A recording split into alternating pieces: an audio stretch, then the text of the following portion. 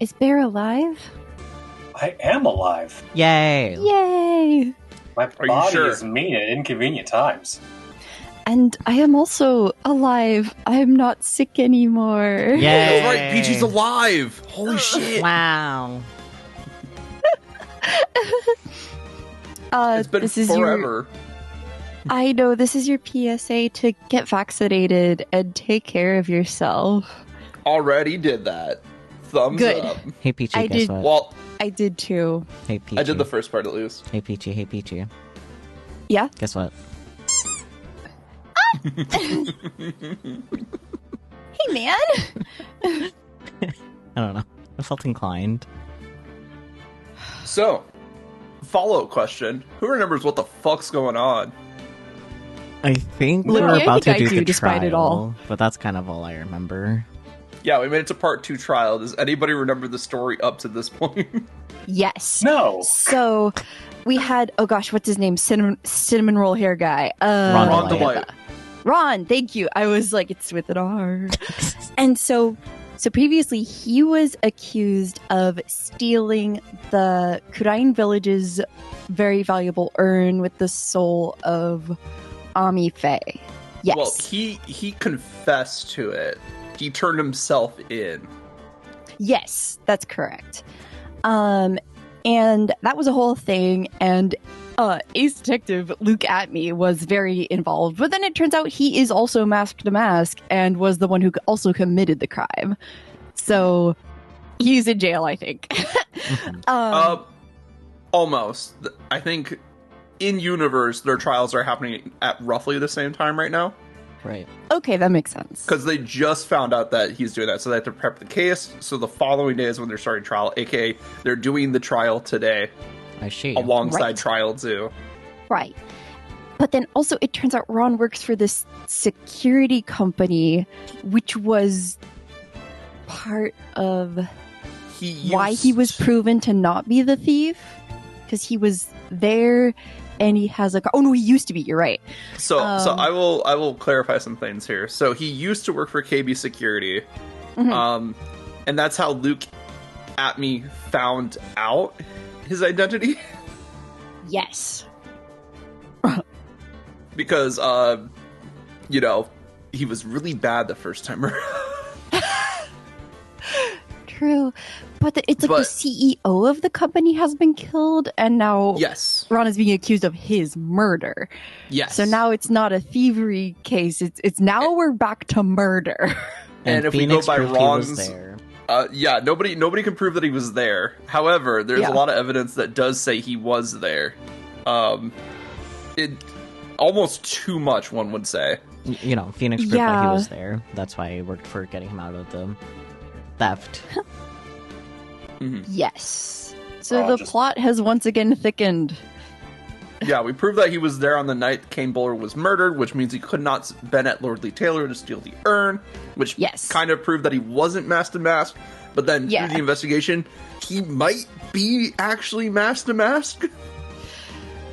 We're still kind of not sure, and that's kind of awesome in a weird way. It's like Yeah, I know, it's great. They really keep us guessing. But welcome to and trial Ron's 2. wife is hilarious, and we love her. Well, not really hilarious. I don't know. She's just kind of hot. Huh.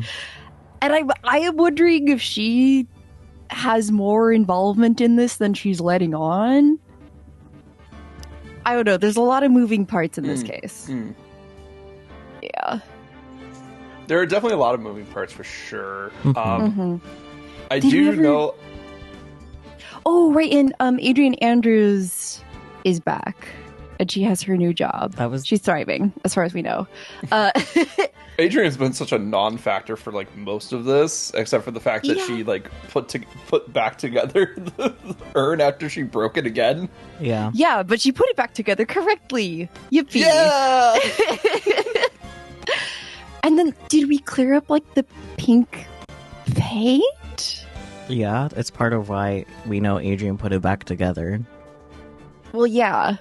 Yeah. Okay. Anyway, What else needs to be So- cleared up about So the paint. So here's what happened. Adrian Andrews tripped over a paint bucket, which caused a spill of paint in the warehouse, which she dropped she dropped the box containing the urn onto it, and then when she opened it, some of the pieces fell out and landed in the paints.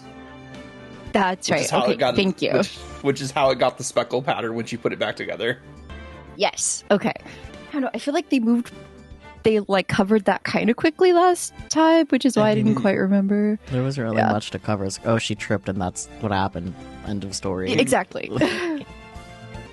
I think there was like 3 lines where they were like, the paint got onto the urn then. I mean, there's a whole CG for her tripping.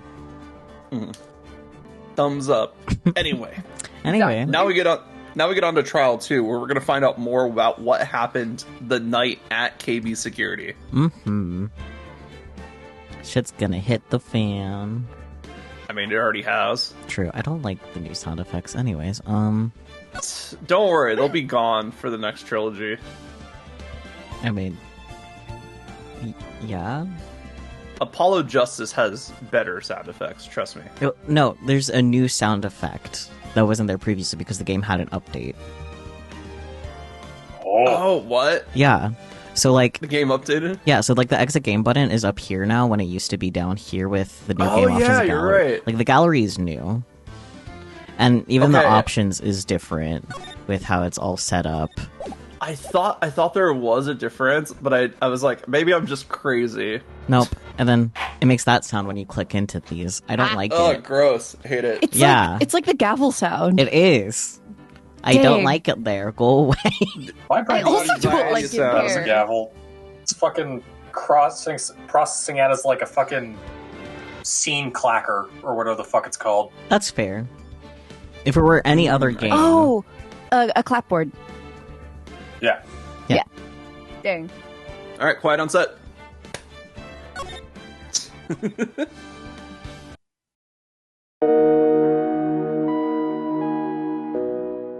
Oh, we don't get a second clacker? Damn. Nope. October 14th, 9:41 a.m. District Court, Defendant Lobby, number 4. Hey, Nick! Oh, yeah, I guess the autoplay is new. Oh, yeah, no, that's cool. It will be nice that it's kind of nice that it updated midway when we're almost done with it, so we can see like what exactly has changed. Yeah. What is it this time?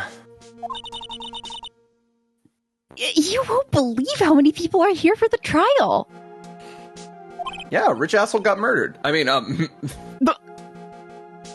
well, it is a murder case. What are you talking about? They're here for the trial next door. Damn. Being outstaged. Being outstaged by Luke at me. Next door? So why don't you know this, Nick? They're having Detective Atme's trial today. Detective Atme? Who was that? They say they're going to try him as Mask to Mask. Already? That was fast. Boy, I'd love to see Mask to Mask's trial. Bonks Maya. Yeah. I think that's Ron. I was gonna be like, who the fuck is talking in red text? I know. By the way, where's Pearls? Oh, she went back home. She said she can't neglect her training anymore. So, what's your excuse? I know you don't like me. Pearls has really gotten into her training lately, huh? Yeah, ever since that incident last year. Please, don't ignore me.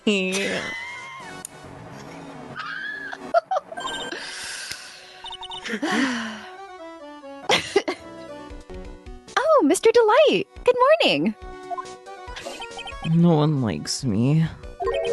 No one would notice me, even if I killed someone. Hey, man. Are you okay? Are you okay? Come on, don't be. Hello. You could be the greatest murderer ever.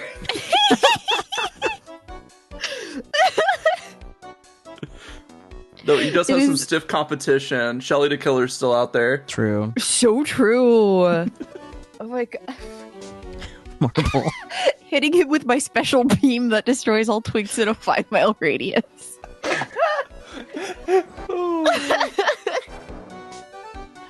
Oh my gosh, this has started out so unserious. Help. It is Ace Attorney. What do you expect? It's Ace Attorney. I know! The only time they take themselves seriously is like the last case of the entire game. That is it. Every other case is goofy as shit. Mm-hmm. That's crazy. I was crazy once. And then Maya just saying, come on, don't be silly, as if this entire business is not silly. Mm-hmm. It's truly silly business. Who would have thought Maya, of all people, would be the straight man here? Right? It's not even a man. Questionably Depends on straight. the situation. Sometimes they are just straight up getting manzai duo, though. So good. Come on, don't be silly. Oh, wait a sec. You don't mean you're the murderer? No, I'm just a poor thief. No, wait, that's not right. A thief can't really be poor. I mean, Robin Hood, brother. Now, let's see. According to Mr. Delight, from his second crime on, he was following a bunch of set plans.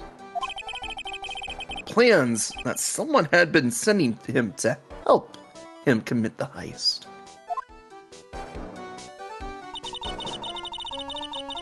Do you really think there's a connection between the thief and the murder, Nick? It's possible. And if I draw a straight line, they all connect to Ron DeLay.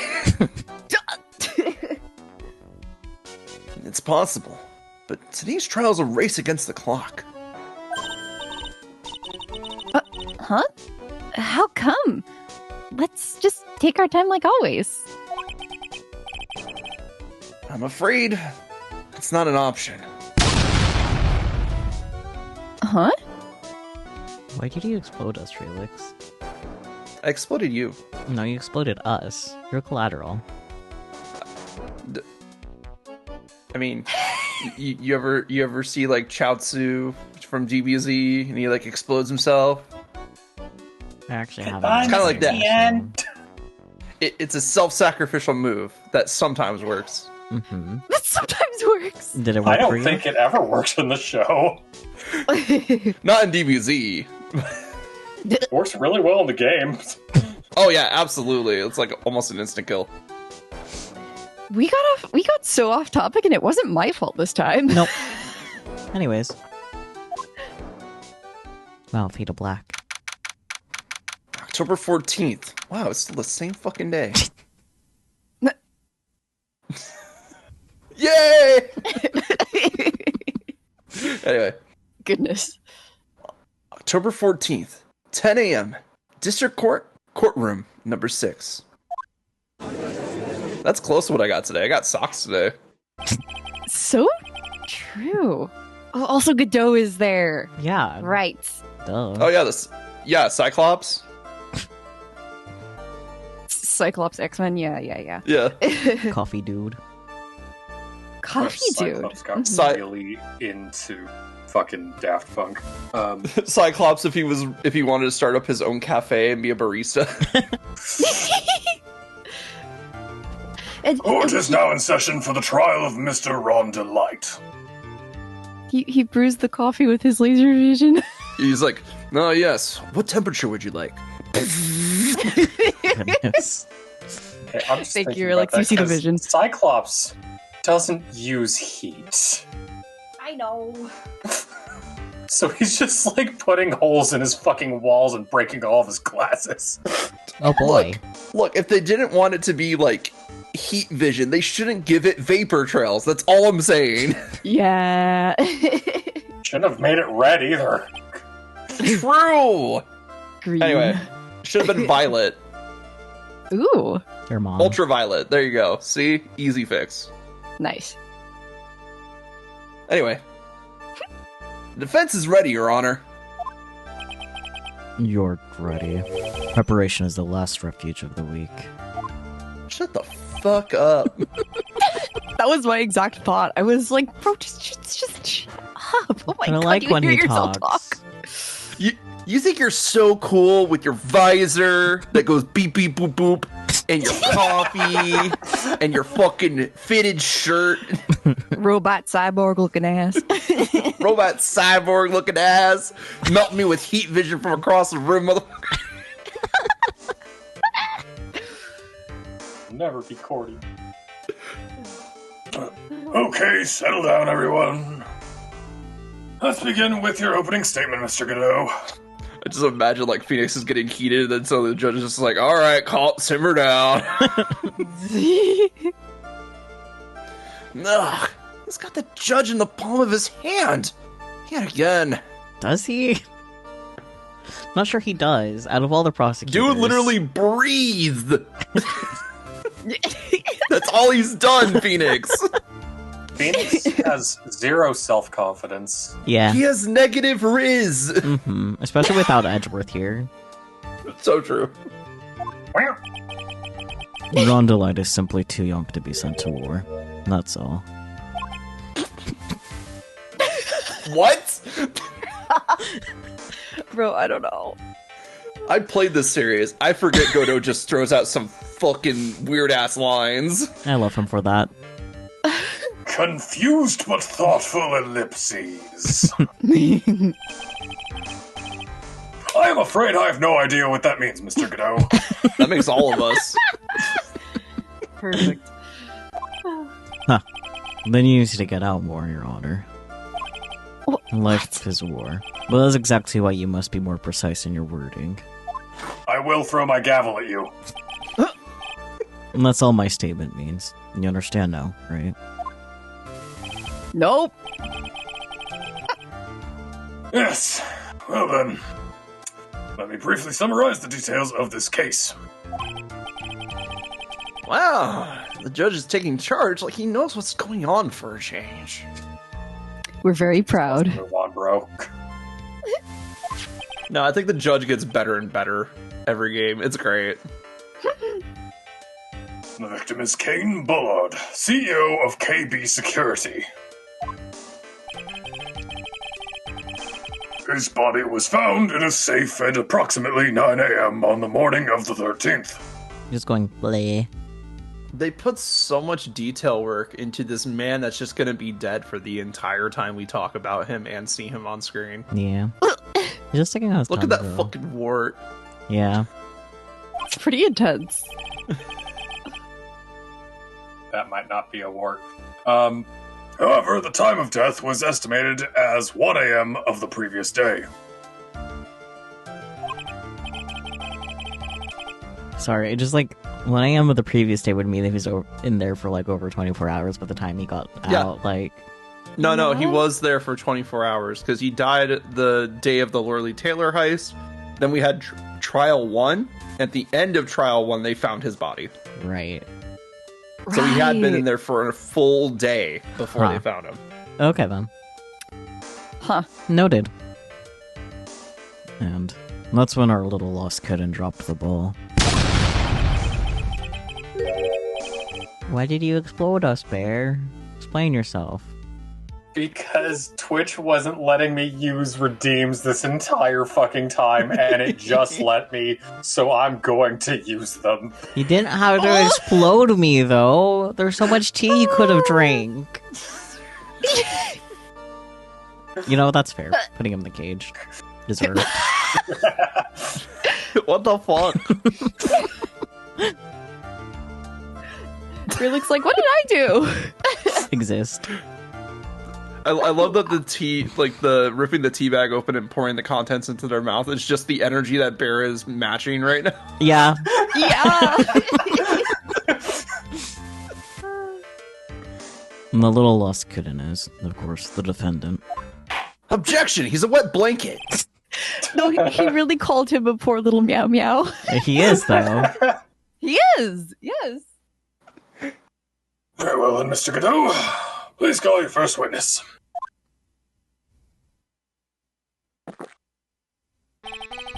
I never drink more than 17 cups of coffee during any given trial. But the first one is always the best. Okay, it's on 1 of 17. I thought this fucker would be on like 14 out of 17 already. Mr. Godot, your witness? This coffee cup. Okay then. Let's hear what the defendant, Mr. Rondelite, has to say for himself. The defendant? Well, Mr. Wright, does the defense have any objections? It may be a bit of a disadvantage having the defendant testify, but it's literally something they're supposed to do in everything, though. I remember when Mia was defending me. She sucked. She allowed me to testify so she could do the cross-examination. She put a lot of trust in me back then. Yeah, and then you kind of took it away by eating the glass bottle with poison remnants. Like, come on. I still have the shards. No! My intestinal tract is so pretty with sparklies. No! Litter. Also, there's like this weird speckle pattern forming in it. Oh no! We have no objections, Your Honor. The defense will allow Mr. Delate to testify. Huh. You got guts, trait. Alright then. Mr. Rondelite, please take the stand.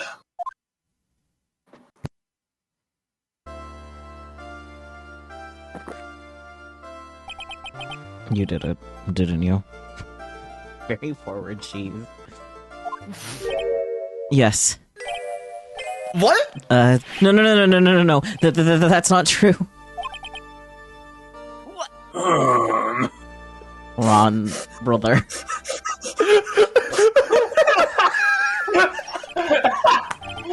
Hey. For a moment there, I thought we had set the record for the shortest trial ever. That would have been really fast. Like, oh, okay, case closed. Okay, wow. I mean, whoever says Goto doesn't have quips has never seen his dialogue. Yeah. Like, meow meowing Christ.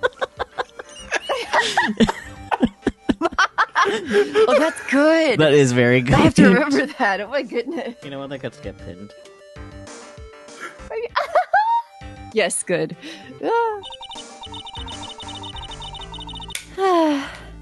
Well, Mr. Delight already looks plenty guilty with that face he's making. That's just his face. Yeah. And once he opens his big mouth, he'll probably put the last nail in his own coffin. You should have allowed him to testify, guys. You should have known better. Right. This is a terrible idea. Who signed off on this? Very well. Now then, can you tell me something? If you didn't kill Bullard, why did you go to KB Security?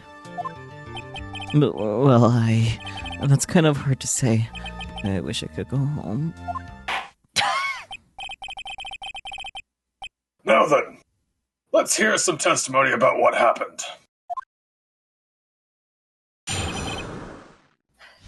Boy, witness testimony. My visit to KB Security. That evening, around 1 a.m., I went to see Mr. Bullard in his office at KB Security. The blackmail letter I got, that was in a green envelope, it ordered me to go there. I've been working for KB Security until a year ago, so I knew where his office was.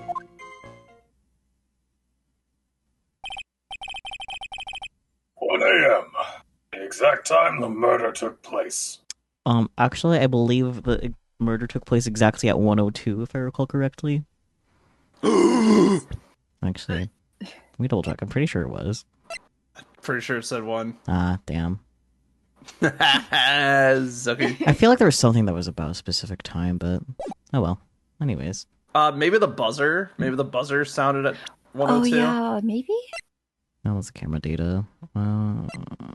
Yeah, emergency buzzer. Try that one. Yep, that one was that 102. Oh yeah. Okay. I was right about something, just in the wrong area. Murder happened at 1. 102 was Buzz. Buzz. 103 was lunch. Yeah, you're right. Lunch at 1 in the morning? Yeah. Yep. Don't worry about it. Even my schedule isn't that fucked up. Look. When you work night shift, at 1 in the morning. Oh, that's true. When you work night shift, you do what you got to do. Yeah. Yeah, that's true. The week got washed away by the tides of fate. The strong drink it up. You drink it the ocean? Maybe. What? I was gonna The tides? He could be. What? I was gonna say, this man drink it just like, if you're drowning in the ocean, just drink the ocean. He would. That's how you die faster. Yep. Huh. It's bitter today, too. Just like my destiny. I gotta put sugar in it. Bro is just always saying some bullshit, man. How do they take him seriously? I don't think they do. Like, he's just a goofy little guy here. This is And literally like, I his don't second think case.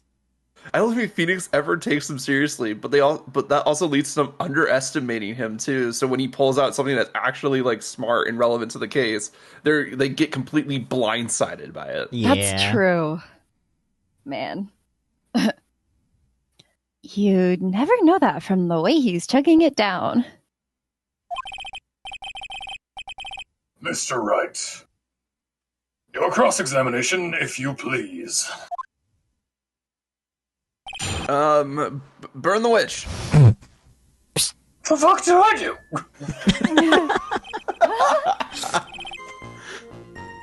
Oh yeah. Press Ron on the statement. The blackmail letter I got, it ordered me to go there. Oh. That's also new. The dots here. Ooh. Oh, that's Okay, kind of nice. I Yeah. like that though. That's really like nice. Can I? Unfortunately, Saku's head is blocking it. Yeah, that's fine. They don't need to know. But anyways, you said press this, right? Yeah, so cool thing about this, I think this is actually a feature they took from future Ace Attorney games. Because I remember seeing this in future Ace Attorney games, like Gotcha. Dual Destinies onwards, I think. That's cool. So I hope they do the same treatment to the Apollo Justice trilogy, at least for the Apollo Justice game. Yeah, I mean, they might have also had an update for that too. I just wouldn't know because I don't have that one. Sucker. Anyways, pressing this right. Quest. Blast. It ordered you there? And it was the first time I'd gotten a blackmail letter that ordered me to go somewhere. Does that mean you've gotten other blackmail letters then? No, of course. They'd say things like, steal this or take that. Oh, why don't you save those for later, Mr. Delight? Please don't say it anymore. Now, what should do I do? What should I do? Great question. I thought I was having a stroke, but that is just how it's written. Yeah, they fixed so many things, but not that, I guess. Press harder? Yeah, press harder. Wow. So, what did the blackmail letter in question say? And set to bring $50,000. Oh yeah, a perfect motive for committing murder. No, but wait. I never intended to pay that money anyway. Oh, is that right? After all, he had nothing to hold over my head. I had nothing to be afraid of. An important point indeed. I followed a blackmail letter, but he had nothing on me. Right? Witness, let's have that added to your testimony. Yes, sir. Huh. Muddy Mud Skipper in outer space has a better chance of surviving than I do. Where'd the mud come from? Your mom. Wow. That might actually say that, man. What the fuck? That might actually be the most offensive thing you said about my mom. Fucking freak. What the hell? That's weird. So we're gonna skip this one. I need to read press it Ron first, on this. though. Oh yeah, sorry. Shakes you. The blackmail No, you. bites you. The blackmail threat didn't scare me. It wasn't going to cause me trouble or anything. All right, now go to the next statement. Mm-hmm. Because we need to find some important information here. Mhm. Wes. You used to be a security chief for KB's... Oh, 1 second. That's more of a leading question than a question. I want to redo that one. You used to be a security chief for KB Security, right? Yes, that's right. Look at Phoenix asking the questions he knows the answers to. Let's go, like a real attorney. A security chief? You? Nindia, a year ago, you were fired without notice. Revenge for an old grudge. A perfect motive for murder, wouldn't you say?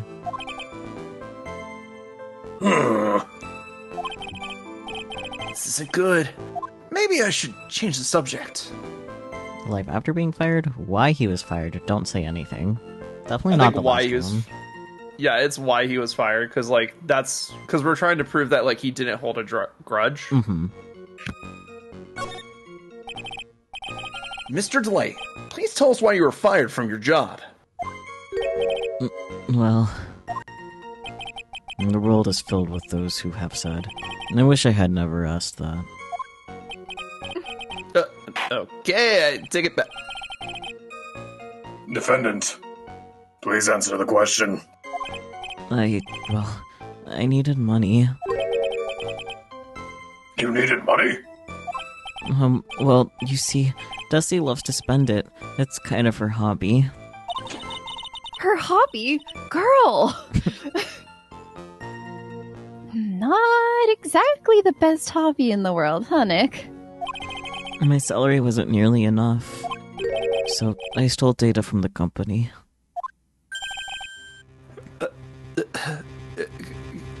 Come again? KB Security has a lot of security info on all sorts of companies. And since I was the security team chief, I just stole some data and sold it. Mr. Buller found out, and I was fired immediately. I wish I had never asked that. I was somehow able to keep it secret. I made it seem like I had quit on my own. What is it, Nick? You don't look so good. Someone who brings harm to their company is fired as punishment. You do well to remember that. He sure told you. So you admit that you stole data from your company, is that correct? Yes, I'm sorry. This is a very important fact. Please add it to your testimony. I mean, it doesn't exactly give a precedent for why he would want to murder, though. Yeah. So far. Yeah. Yeah. It's just saying he was fired for a very dubious reason. Mm-hmm. Yeah. Oh man, this whole thing just took a big turn for the worst. Crashed and blew up. What's a little white-collar crime among cuties? Exactly. It's gonna take the jaws of life to rip this case from the clutches of disaster. He fired me for Wow, selling... Phoenix fit in some bars, though. That was great. He fired me for selling company secrets, but Dusty doesn't know about that. Alright. We're gonna go back to the blackmail threat didn't scare me. It wasn't gonna cause me trouble or anything. Okay. Press it. Nope. Present. We present here. But what do we present? Your mom. What would the blackmail threat cause a problem for Ron in his life? If his identity was revealed... Do we present his wife? Yeah, his wife. Wow, wifey. Hates criminals and cowards. Mm-hmm. Oh, right. And his both. Mr. Delight, what you said just now doesn't match what you told me yesterday. Huh? What doesn't? I think you must have been scared. Very scared. Of having a certain person find out your secret. Gulp. A certain person? Miss Desiree Delight, the defendant's wife. But listen to me, my dusty shiz. Looks like if I just sit back and relax, the fun will end before it truly begins. Kodo! Yes, we know. It was all your wife's fault. What do you mean? Mr. Delight stole company data to pay for his wife's spending habit, for which he was fired. Unable to face his own wife, someone used his dirty little secret to blackmail him. And that is how this murder came about. Oh. Flawless. No! Everything is falling neatly into place for him! Don't talk about my Desi like that, or you'll be sorry!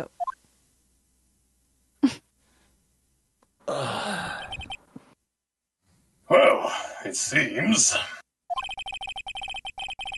that we've learned a great deal of things so far. What do you think, Nick? I didn't think it was possible to get so thoroughly whipped in just 20 minutes. Especially without Francesca here. So true. Clearly, there was sufficient motive for murder. I don't believe you. He stole the data for his wife, and he killed to protect the secret. Fuck.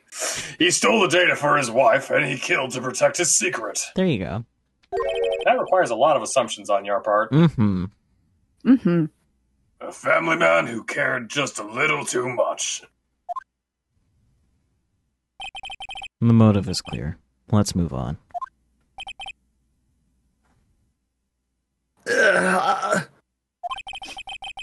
What happened at the crime scene at 1 in the morning, Mr. Delight? Come now, tell us. We're all ears. Witness testimony at the CEO's office. When I entered the office, there was a suspicious shadow there. Bleh. Suddenly, I was hit on the forehead. After that, I remember being a bit dazed. If I hadn't been wearing that, I would have been killed. When I came to, Mr. Bullard was laying there, dead.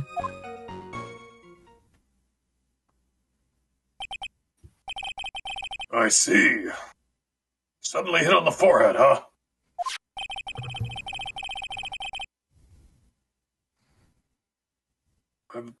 I believe the detective from yesterday provided similar testimony. He said that mask struck him on the head from behind. Of course. Since Atme turned out to be the culprit himself, that was all a lie. Huh. No one's going to believe a pathetic lie like that. What are you saying? I really was attacked. We'll find out if what you say is true or not during the cross-examination. Got that, Mr. Trait. Don't go easy just because he's your client. If I see any sign that you are, I'll treat you to another cup of my special blend. You don't need to worry about that, Mr. Goto. I have faith in Ron. I know he didn't do it. Well, cross-examination.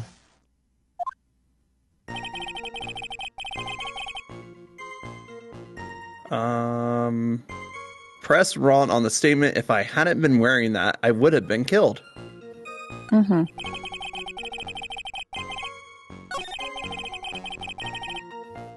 Pressing the statement? Yeah.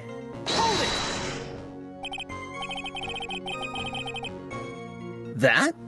Could you please clarify what you were referring to? Why, my Master Mask costume, of course.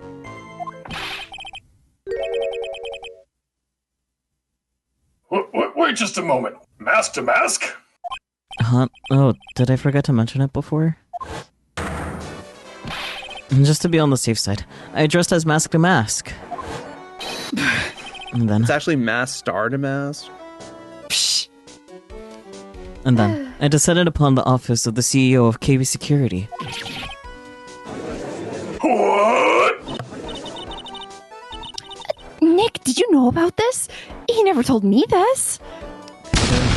One just assume based on the fact that he's wearing most of the costume, and we knew that he ran to the police right away to be like, "Hey, arrest me for the theft." I mean, he ran there first thing in the morning. Yeah, which is when the murder took place in the morning. I think he had to wait for the police office to open. Maybe a little bit, but I could see him going there right after and just waiting outside until someone sees him. Just screaming, oh I did it! Yeah. So they had to open early because of him making noise, and it will disturb all the other customers at the police office. Oh my god. I don't recall him ever mentioning it to me either. Even I didn't know that. It seems our little friend really loves to keep secrets. I'm sorry, I just never had a chance to mention it up until now. Wait. That's not right. You know how sometimes things just slip your mind? Ha! My 6th cup of coffee is staring up at me coldly. He's already on his 6th! Yeah. Yeah. At any rate, we can't ignore this new piece of information. Witness, please correct your testimony. No. I'd have been killed if I hadn't been wearing my Master Mask costume. Quest. Okay. Quest this twink until he breaks.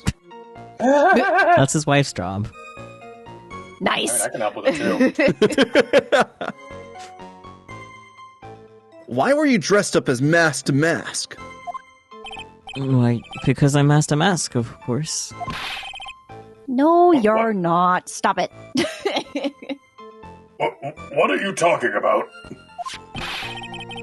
Mask to Mask's trial is being held next door. Yes, I guess so.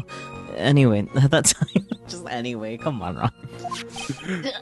Look, he's not gonna win the fight there. So he's just like, listen, I have things to say. That's fair. I thought I was being blackmailed over the Master Mask issue, so I thought I should go ask him just to be safe. Oh boy. Let me tell you, it's real pain to move around with that cape. That's why it took a lot longer than I'd expected. Took a lot longer? What's he talking about? Made him see or press harder. Wes. Okay. What do you mean by took a lot longer? Oh, opening the safe, of course. My cape got caught on the safe door, you see. And this all happened when I was holding Mr. Bullard's body. Or hiding. Holding? Whoa. Kind of both. Had to hold it for a bit to stuff it in there. True. What was that? Back up a second. Yes? You were the one that hid the body in the safe? Well, yeah. Inconceivable! I don't know, I could conceive it. Now I just have that fucking scene from Princess Bride. Princess Bride, yeah. Inconceivable! Never make a bet with a Sicilian when their life is on the line. No, never start a land war in Asia, and never make a bet with a Sicilian when death is on the line.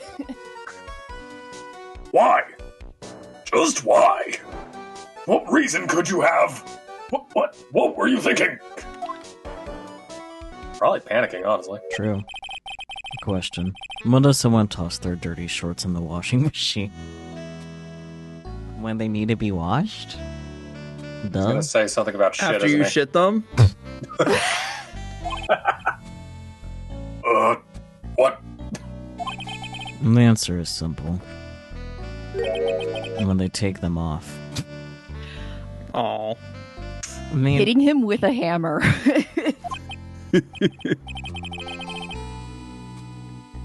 As usual, I have no idea what you're saying. Do you mean that Mr. Delight hid the body because he's the murderer? so you're not as stupid as you look. Wow. His metaphor this time was really obscure. Metaphor Refantasio. I was gonna say though, Maya, maybe look into an autism diagnosis, because that one is pretty straightforward. Yeah.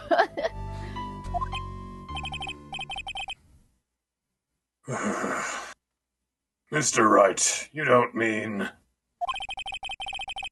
that you knew about this whole business, do you? Discord did a weird thing between whole and safe. Is the hole safe? Don't answer that. Hey, yo. No, it's like half safe in the sky right now. Oh my. Blinks. You knew about this whole safe business, do you? Well, yes. Why am I the only one not in the loop here? Because You have that stupid, and people are really bad at fucking communicating in this game. true, but also he's So the true. judge. The whole point of the trial is for him to find out the information then, not before. Come on. I mean, technically, that's what Discovery is for, so everybody's on the same page, but... This is Ace Attorney, yeah. man. Discovery doesn't exist. What are you talking about? Witness, make sure you add this to your testimony. Yes, sir. Uh-oh. Looks like a storm front is moving in over the fair weather judge. Oh, is Judgy Wudgy Engie? I think Oh, he no. Engie. I panicked and hid the body in the safe. It took about 10 minutes. Press? No. Oh. Present buzzer record to the statement, I panicked and hid the body in the safe. That's fair. Because theoretically only had 2 minutes. True. Record or the buzzer itself? Buzzer record, not the Okay. buzzer. Gotcha. I confused myself. Objection! Oh, they got his, like, full voice objection in now. Sweet. Your Honor, could you please take a look at this record? What do you mean the full voice objection? Because it's always been there. As in it's not a bit crunched MIDI file anymore. Yeah, it's not a BitCrunch MIDI file anymore. It's actually, like, a fully voiced actor. First two were, like, MIDI crunch to hell. Gotcha. Yeah, I think they're actually using, like, his Dual Destinies objection here, which is interesting choice. Interesting. I wonder if Godot's will be any different then. We'll find out. And what might this be? The record for the emergency buzzer that connects the CEO's office to security. If the button in the office is pressed, a security team is supposed to come running. And according to this record, the buzzer was pushed once at 1:02 a.m. What? If Mr. Ron Delight truly was the murderer, he would have ran as soon as that buzzer sounded. After all, a security guard would have been heading his way. Objection! Yeah, I think that was different. Huh. Nice and clear. Weird. I know, right? Huh. Let's remember who we're dealing with here.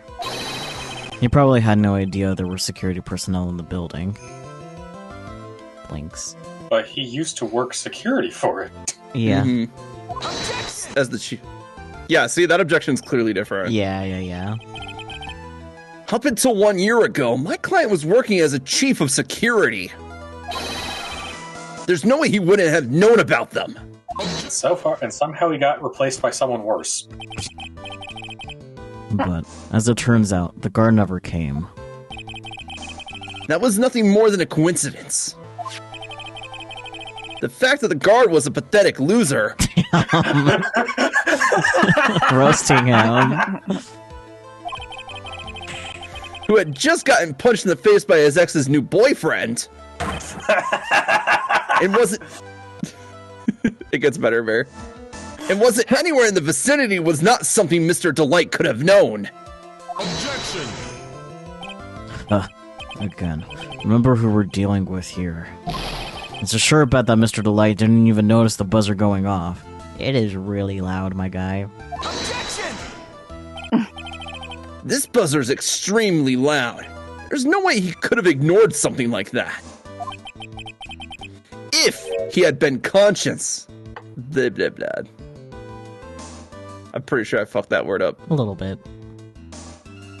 If he had been conscious, that is. There you go. Conscious? What do you mean by that? Ugh. Fine. Let's hear your theory. The right theory. Got one out of Peachy, let's go. Recall the defendant's testimony. The moment he entered the victim's office, someone attacked him. Mr. Delight said that he felt dazed. And I'm willing to wager that he was knocked unconscious for at least a few minutes. Unconscious? So he fainted? That's why Mr. Delight didn't know that the buzzer had sounded. And that's why he thought he had time to hide the body. So what are you trying to say? Mr. Delight was knocked down, and the buzzer went off soon afterwards. Now, unless my client was able to hit the buzzer while he was unconscious, it could only mean that there was another person in that room. That's right. Whoever it was, they knocked out Ron Delight and then pressed the buzzer.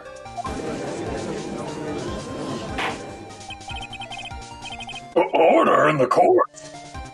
Mr. Wright, this is... Objection! A twist that happens in every single fucking case, Judge. Come on, get with it. He's a little slow. This is preposterous. It was this kid. Ron Delight is the one who killed Kane Bullard. Objection! Then who pressed the buzzer? It was the victim, of course. 2 minutes after he died? Right? He pressed the buzzer when the defendant attacked him. He didn't die right away. He must have held on long enough to push that button. Ugh. So that would mean that the information is wrong, if that is correct. So Kane Bullard sounded the buzzer himself.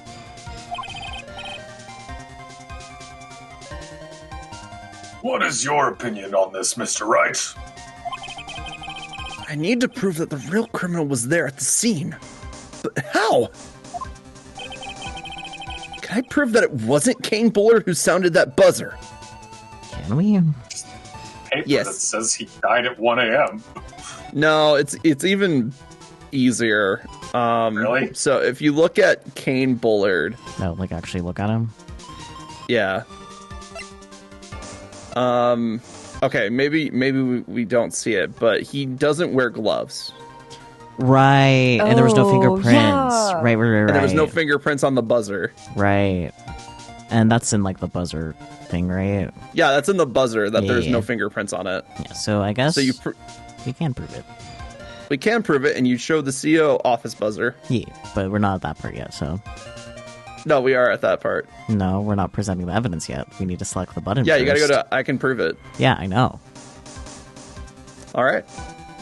Mods, explode that bird. The real Manzai duo. Defense's opinion is this, Your Honor. This piece of evidence proves that it wasn't the victim who sounded the buzzer. Not a mod, but the bird did get exploded. I'll take it.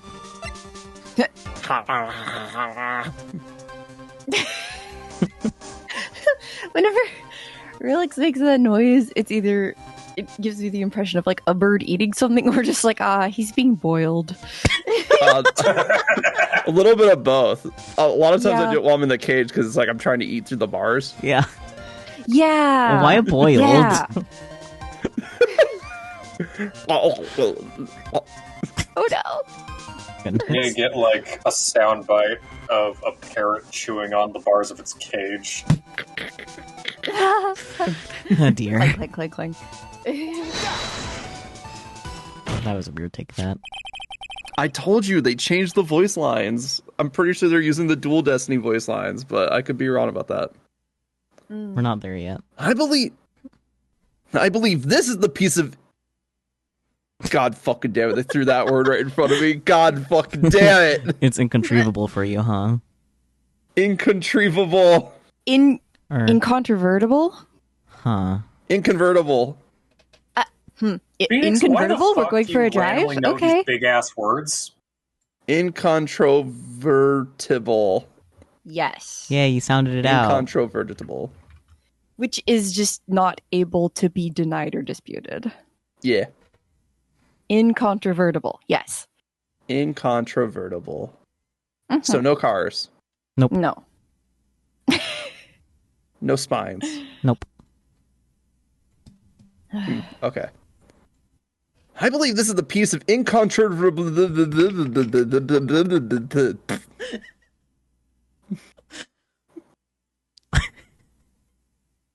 Yeah? It's just the way you immediately crashed a bird as soon as you got to the word again. No. At least I got a little bit further. You did. Proud of you. Baby steps. Sound it out. I believe this is the piece of incontrovertible. Like, sounding it out is not the problem. It's the fact that I have to, like, make it flow is the problem. Yeah, yeah. I believe this is the piece of incontrovertible. Slow down just a little bit. Incontrovertible. We're gonna be here for another hour. Don't worry about it. It's fine. I believe this is the piece of incontrovertible. Almost at it. Almost Close. at it. So close. I believe this is the piece of incontrovertible evidence you were looking for. There we go. Yay! Kind of word solid it, but it worked. Yeah, salad is good. We got there. Salad is an important part of your diet. The emergency buzzer? Is there some kind of clue on it? A lack thereof. Absolutely not. Hey, come on now. At least give some thought to what you say before opening your mouth. I could say the same thing to you, Godot. Shut the fuck up.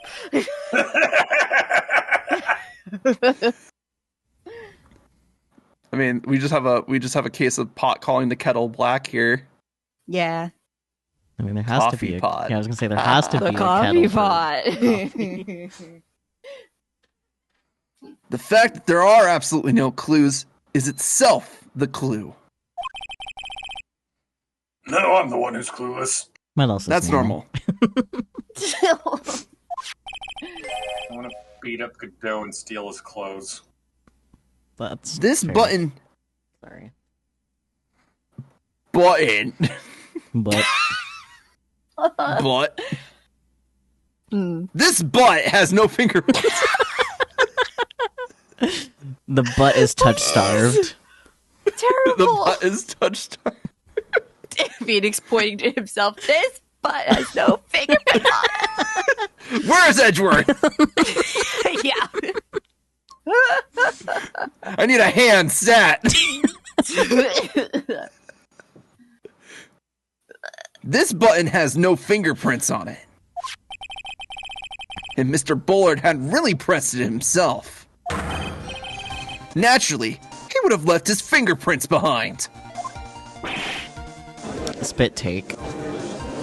Yeah. Run to light. Obviously wiped them off. Objection! Why would he? A guard could have come in at any moment. He touched that button. No, he did. Objection! He touched that butt. The defendant, Mr. Delight, was dressed as Mask Star to Mask. And Mask to Mask always wears gloves. What reason could he have possibly have had to wipe the button free of fingerprints?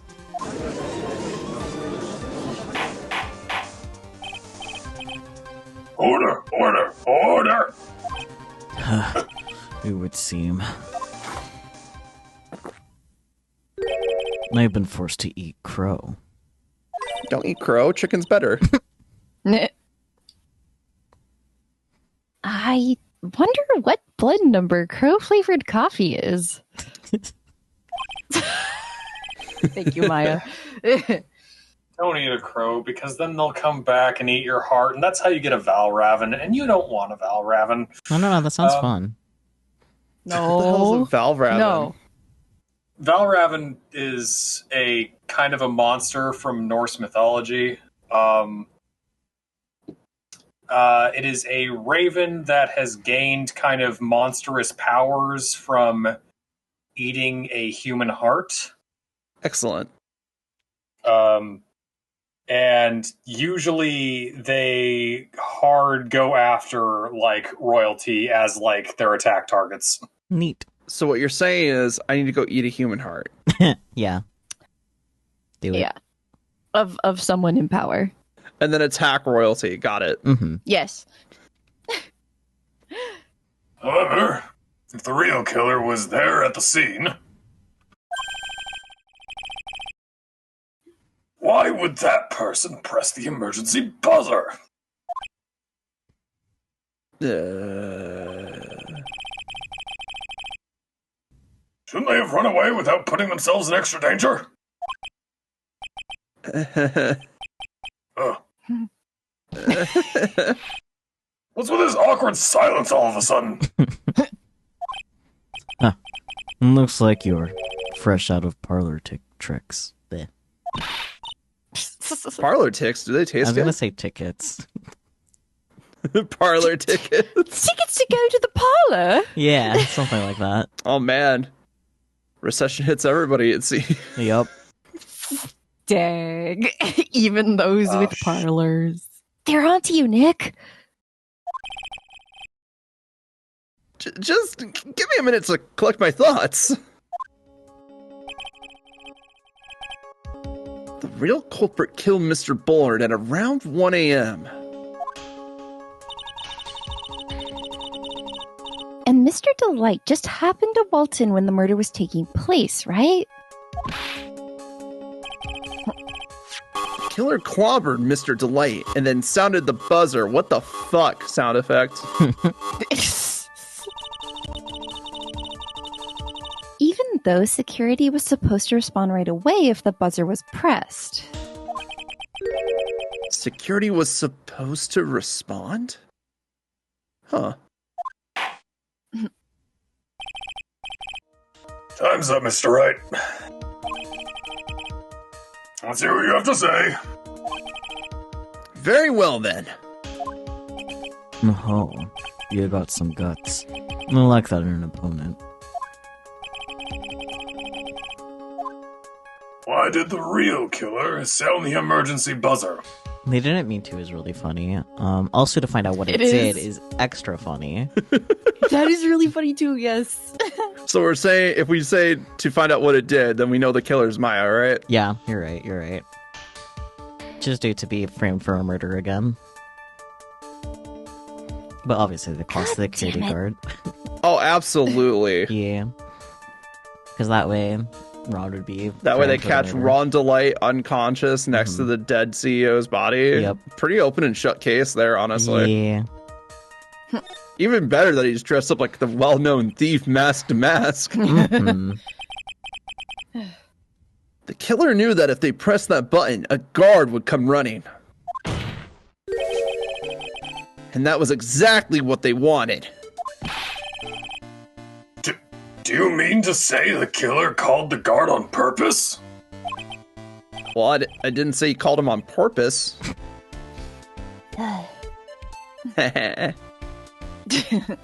one was forced, I'm sorry.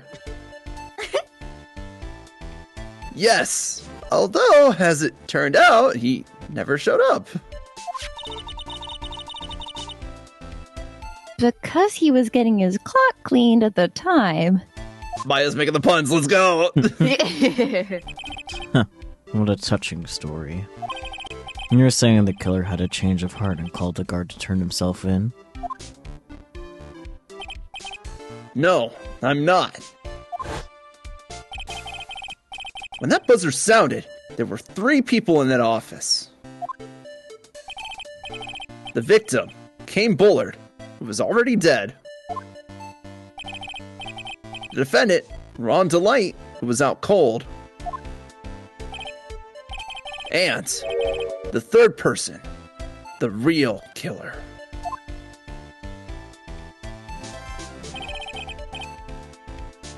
Hypothetically, yes. This is all hypothetical, Judge. We have no proof of anything yet. Now then.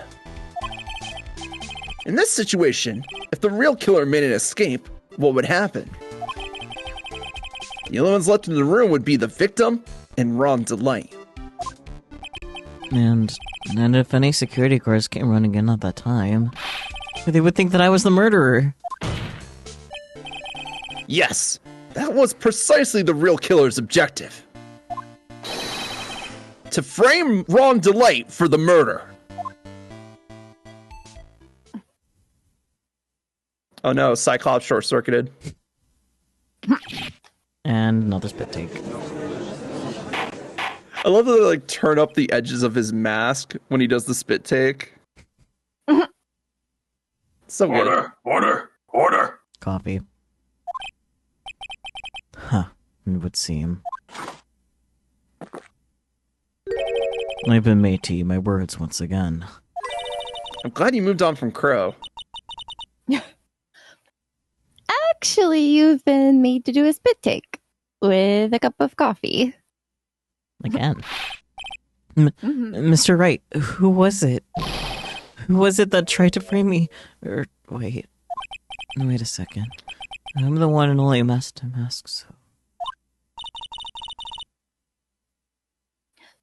Nick, you mean the real killer is...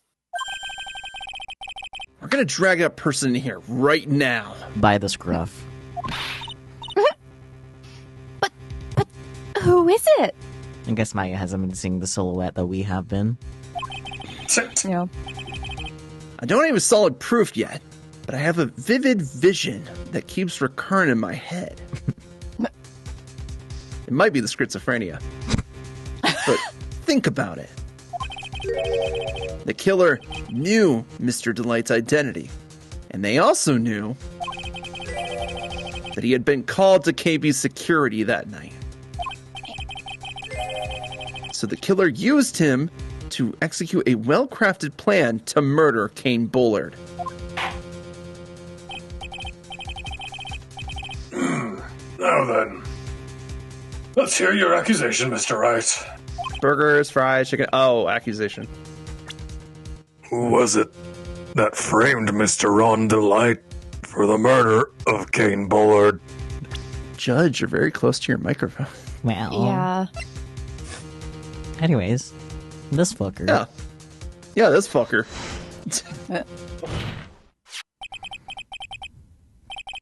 This disgrace to bird kind. Detective Luke Atme. He's the only one who could have done it. Ace Detective. Luke Atme? You mean Master Mask did it? Your Honor, the person being tried in the court next to us is not Master Mask at all. He is, in actuality, the true murderer of Kane Bullard.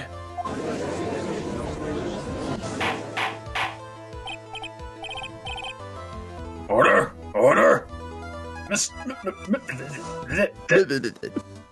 Fuck you, bird. Order! Order! Mr. Wright! Explain yourself! I don't have to explain shit. Theft and murder. Which is the more serious crime? They're not even close. Murder is the more serious crime, of course. It's a capital crime subject to a capital punishment.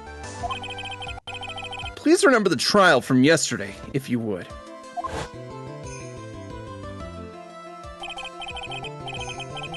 When Luke at me confessed, there was a huge commotion in the courtroom. And of course, a famous detective was unmasked as Master Mask. Instead of being convicted of murder, he was found guilty of grand larceny. That was its true objective all along. To be found guilty. Master Mask had the perfect alibi for when the murder took place. He was stealing the urn at Lordly Taylor. In other words, being found guilty as Master Mask was Luke Atmey's airtight, watertight, and unassailable alibi. You good? You cut yourself off in the middle of alibi. I know. I was like, I did it, and then I cut myself off early on the alibi. And I was like, damn it! Like, I call these big words, and then fucks up the easy small one. I know. Was Luke Atmey's airtight, watertight, and unassailable alibi. Yay.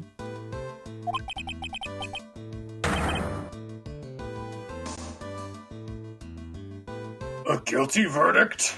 As an alibi? Dun dun. You know, it's almost time. For what? For Luke Atmey's verdict. It was a pretty simple trial after all. If we're going to stop this trial and stall that one, we need to do it now. Of course. And that's assuming you have proof that the detective was the one who committed the murder.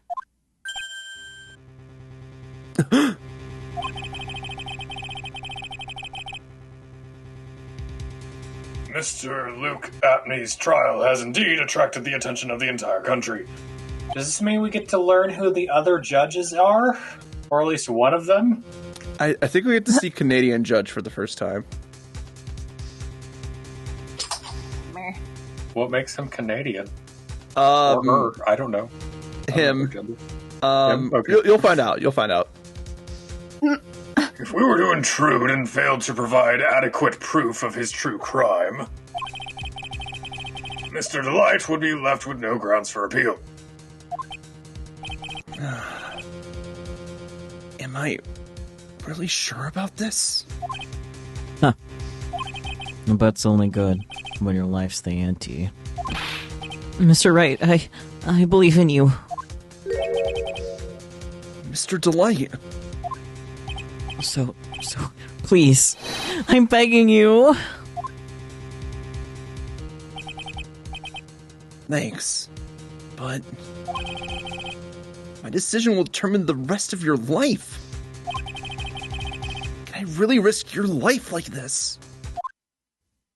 Phoenix. Believe in yourself. Booby curtains. Yeah, thank you. What was that?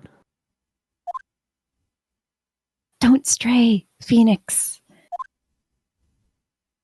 For your client, take the path of trust.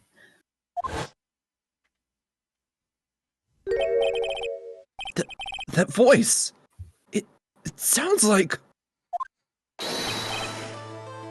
Mia! Your Honor, the defense requests an immediate recess. Yeah, I call the swings. Huh. So that's your answer, huh?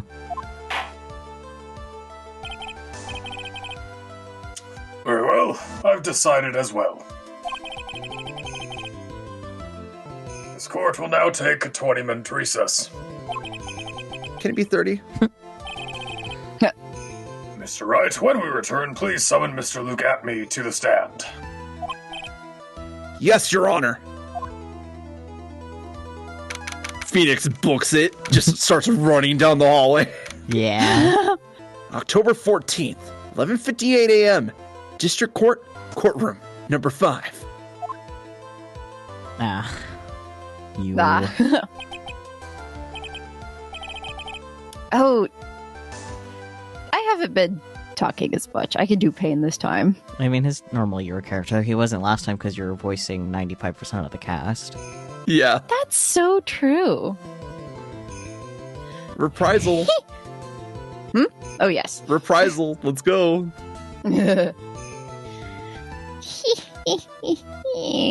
Well, Sir Detective Atme.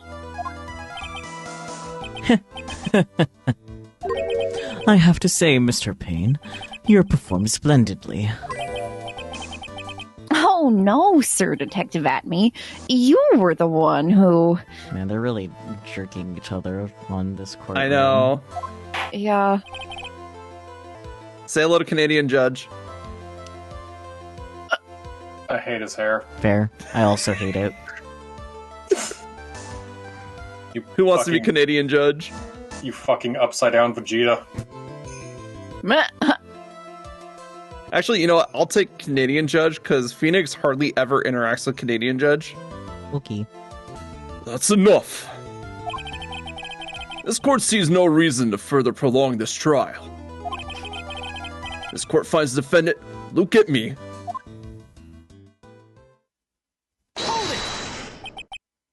Wait! Don't hand down your verdict yet! Please!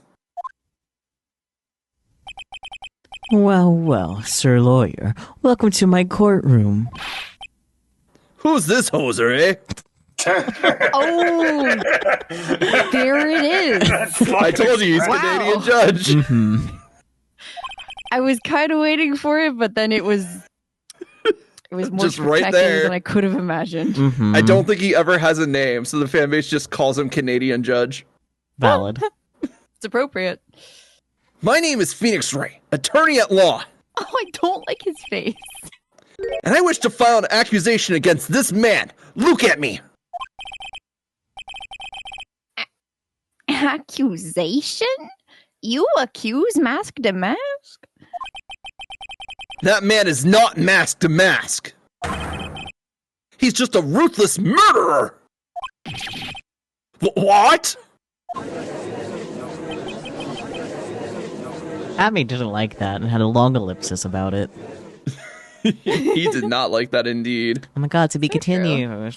To be continued. Now we can have our 5-minute break. Mm-hmm.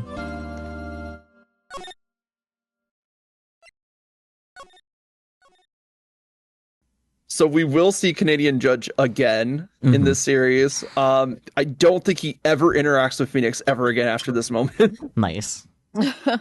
You guys ready to put this man on blast? Maybe. Oh, yeah. Mayhap. Yeah, let's call him out on Twitter.com that he's a fake and a phony. He's a big phony. He's a big phony. Twitter.com.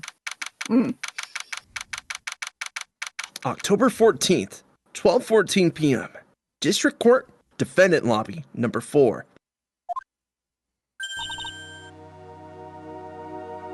My sis? Who else would I talk to you about? I could have sworn I heard Mia's voice. So then she's still alive. Inside your heart. Cute. Or Yeah. being around people who are so strongly connected to spirits for 5 years did something to him. I'm possessed? Yeah, Peachy. Can we charge her rent? Maybe. But also, Peachy, you could, like, back off her mic a little bit when reading the lines. Okay. Mm-hmm. Nicky boy. Oh, Miss Delight. Oh my god, the baddie.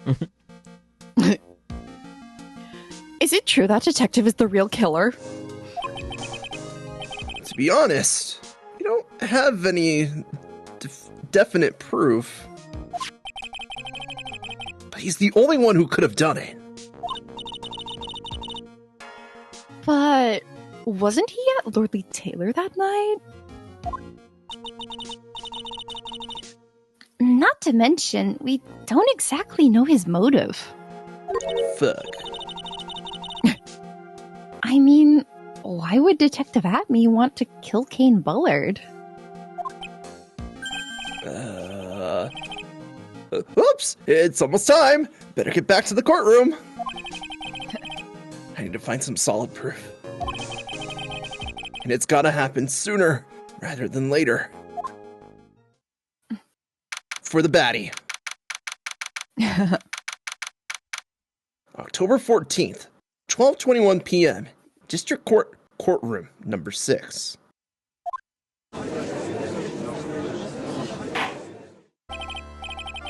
Well then, this court is back in session. Mr. Luke Atme, please take the stand.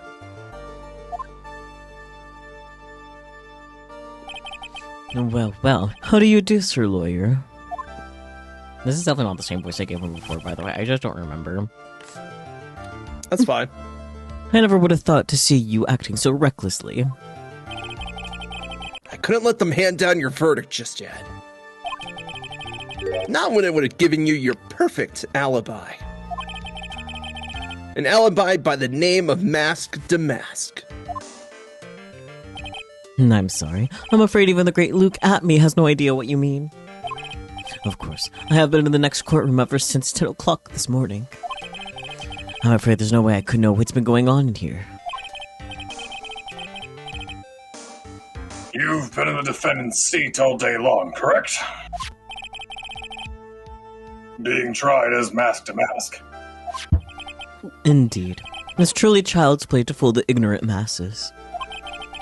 The craziest thing that could happen right now is someone like bursts into the courtroom and goes, Mask to Mask just stole from this museum! And they all look at each other like, what?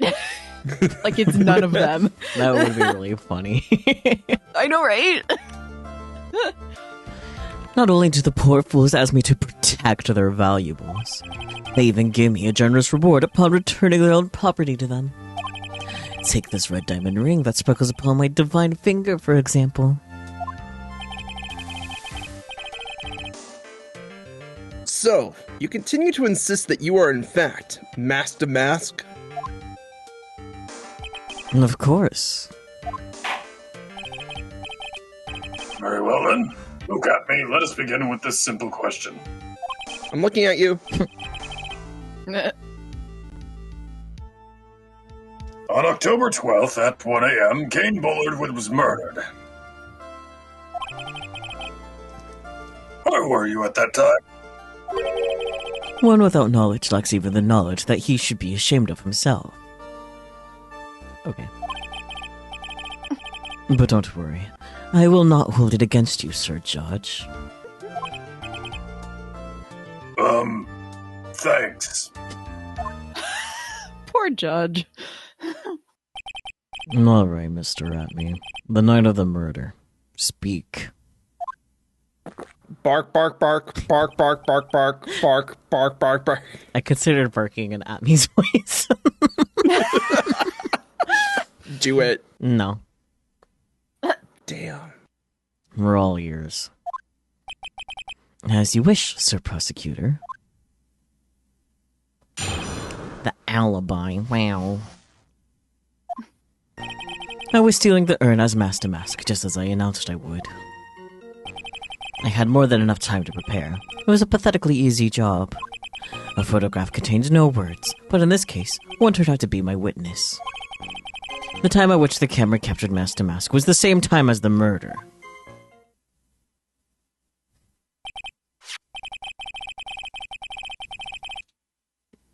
It seems the main point of the discussion will be this photo of the crime scene. Everything else up until now was all part of his plan. There has to be a secret to this picture as well. Even the great Mask to Mask cannot be in two places at once. Now then, if you'll excuse me, I have a verdict to receive. Unfortunately, Mr. Atme, we still have to do your cross-examination. A fool is too foolish to know that he is a fool. Francisco would like that one. I think he's trying to say that you're full of it, Nick. The only thing that's full of it is his alibi. Yippee, cross-examination.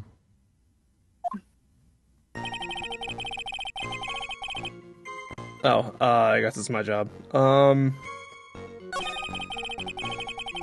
Press at me at the time at which the camera captured Mask to Mask was the same time as the murder.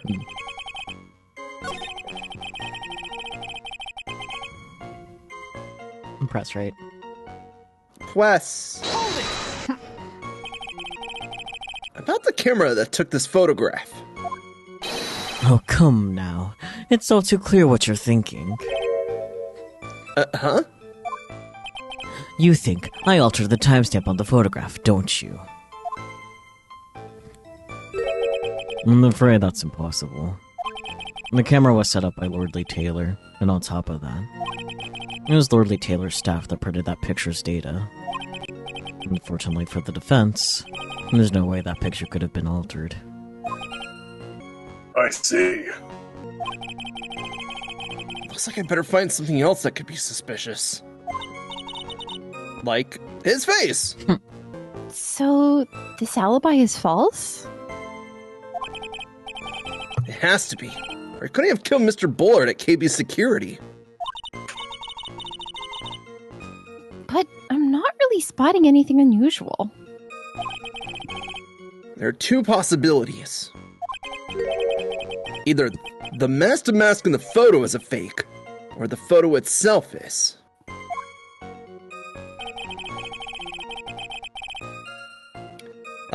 Press him on the statement. I had more than enough time to prepare.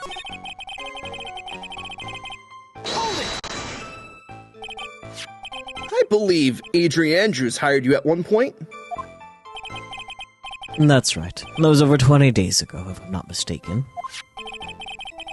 You sent the calling card to Lordly Taylor 10 days before the heist. That would mean you sent out your card after you began your security watch, right? Indeed. There was no reason why I couldn't do both jobs at once. It was the perfect opportunity to steal my latest target. I see. You truly are evil, aren't you? Got it. The pizza's evil. Evil pizza. No, not the I pizza. knew the day was coming. The pizza is pretty good. I see. Good. Yes, evil is what I am. Hey, Nick. Isn't there something odd about this? I could say that again.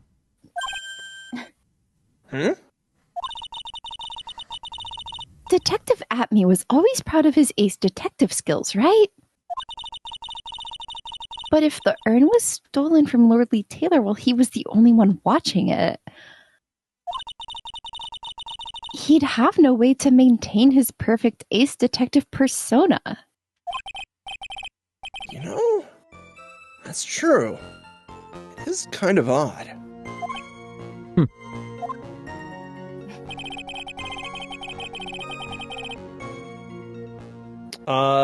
Press him on. A photograph contains no words. Is this a new? No, it's not a new sentence. I'm just slow. Okay. Yeah, it's not a new sentence. This new post So by foot, threw me off. Yeah, I gotcha. So by photograph, you mean this piece of evidence here. Is that correct? Indeed it is. That is it. The very thing that proves I committed the crime. The very thing that proves you committed the crime. Surely even you understand by now. Lord Lee Taylor provided that camera. There's no way I could have tampered with it. That means I could not have killed Kane Bullard. Unless I had an accomplice.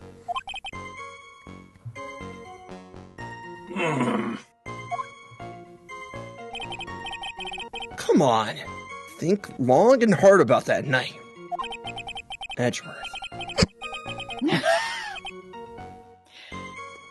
The basement warehouse and this picture that supposedly captures it. It's gotta be here. Isn't there something funny about this picture? But, yeah, there definitely is the lack thereof of a certain thing.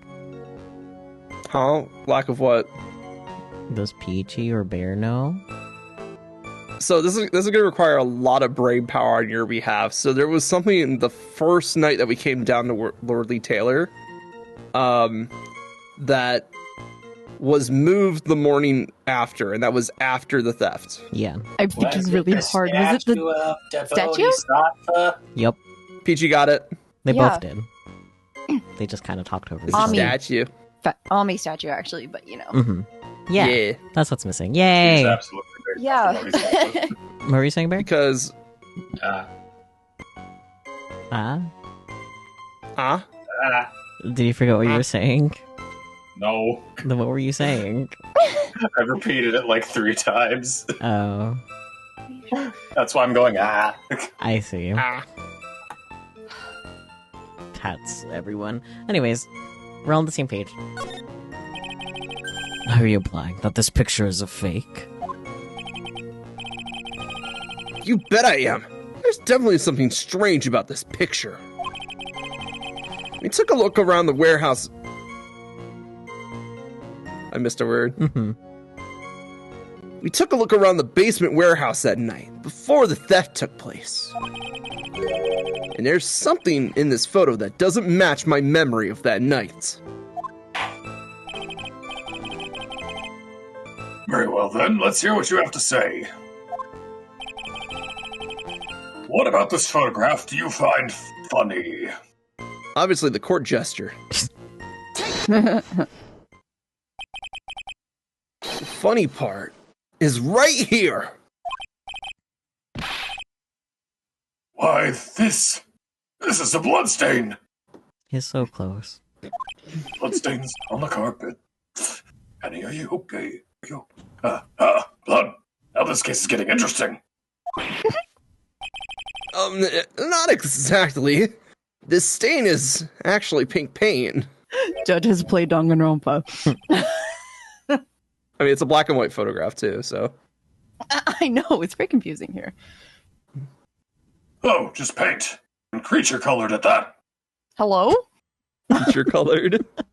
She's the Peachy creature. Yeah. So true. But That me, though. what peach Okay. is fucking magenta? Like, hello. And it's what a I black wanna and know. white photo. So dumb. Oh, Well, he's only heard the color from Phoenix, so he thinks it's pink. no.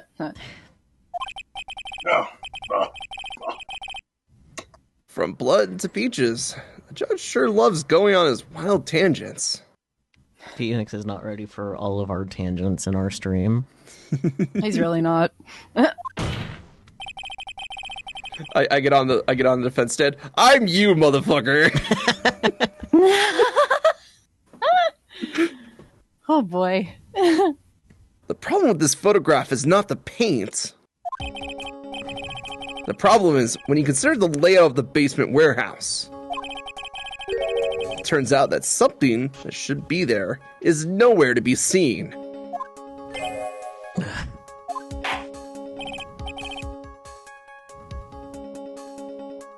Well, Mr. Wright?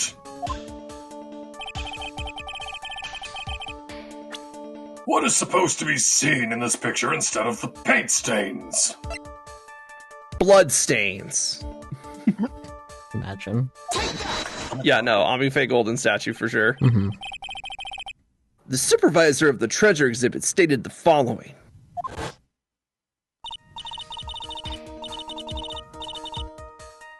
Well, there's a good reason for that. On the day of the crime around noon, that golden statue just happened to arrive from the mountain training hall. I realized that the statue would be the perfect size for covering up the paint stains.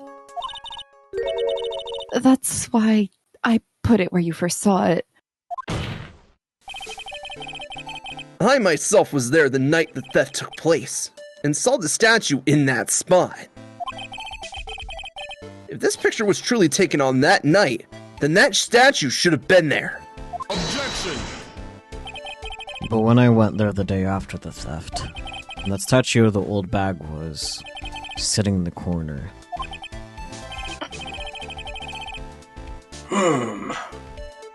Perhaps it was somehow pushed there accidentally? Your Honor, this statue is slightly larger than yourself, and quite heavy. Only slightly larger. It would take more than an accidental push to move it that distance. Huh. In that case, can you prove it? Can you give us the rhyme and reason as to why that statue was moved that night? Can you do it, Nick? Duh. Have you met me? Never mind who moved it. The real question is, why did they move it?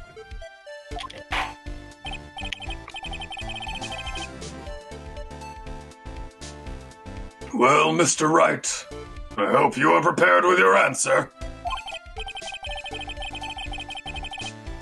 Y'all, I have no idea. Now then, who was the one that moved the golden statue on the night of the crime? It's not fucking gold. What the shit? It's golden color. Obviously it's Luke at me. Yeah, look at him. The one who moved the statue is none other than Luke at me. Come now, Sir Lawyer. There you go again on one of your strange delusions.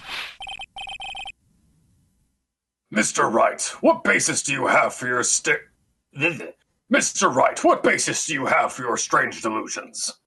A psychiatric diagnosis, perhaps? Medication. Oh boy.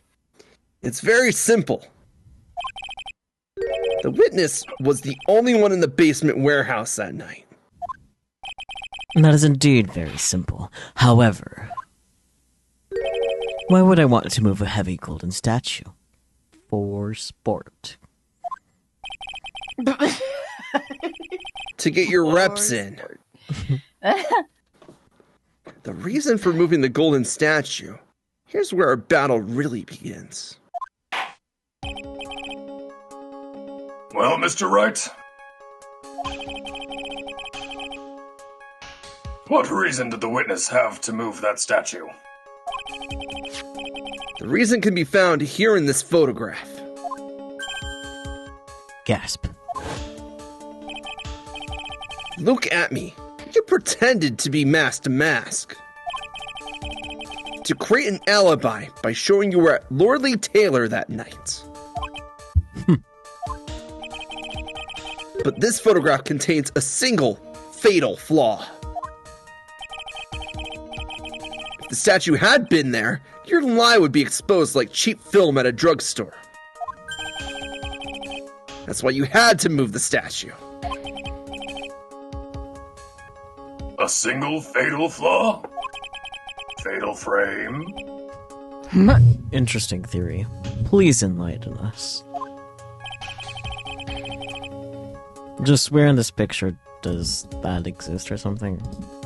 Yeah, does this lie exist? I happened to look away, so it's like, oh shit. Yeah, I gotcha.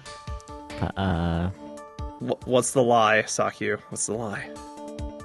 Your mom.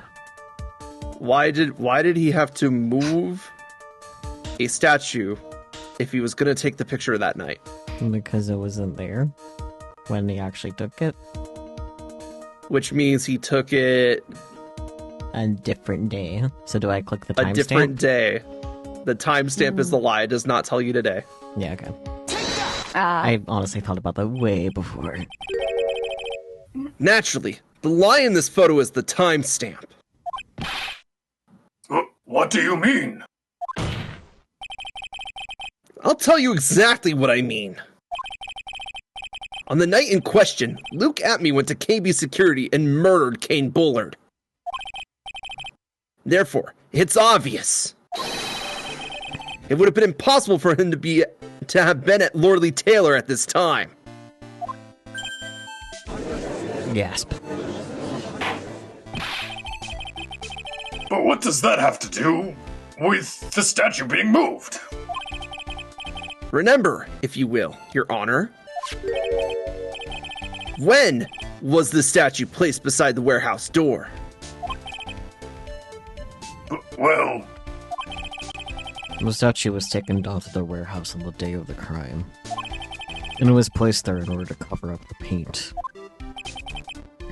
Exactly. Luke Atme had already decided the time when he was going to kill the victim. And so, in order to create the alibi for that time, he took this picture days before the murder took place. What the? Of course, the statue hadn't yet been brought down to the basement warehouse yet.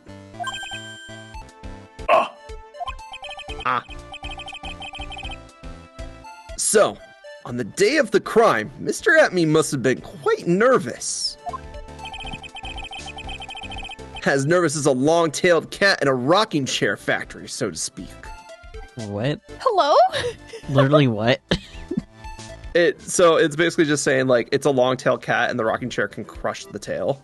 I guess, but I don't know, I feel like a cat, regardless of tail length, would enjoy a rocking chair factory without any qualms about its tail getting caught, because it's a cat. I was gonna say, if the chairs don't move, then it's fine. And even then, like, I can just see a cat just hopping onto the chairs and just sitting on them. And just chilling. Yeah. Yeah. Right. Yeah. Right, stop trying to be Godot.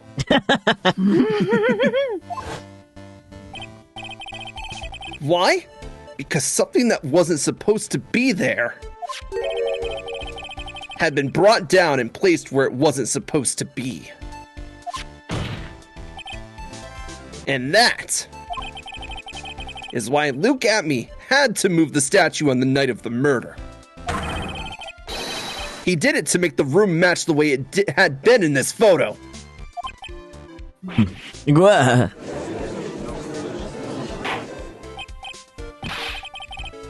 Order? Mr. Atme, is this true? One moment, Your Honor. Have you forgotten this? What's that? The data for the basement warehouse computer. According to this, the camera did indeed go off on the night of the crime. Objection! It's true the camera had been set up by Lordly Taylor's staff. However, the program used to manage that data was yours. That alone would have allowed you to tamper with the data.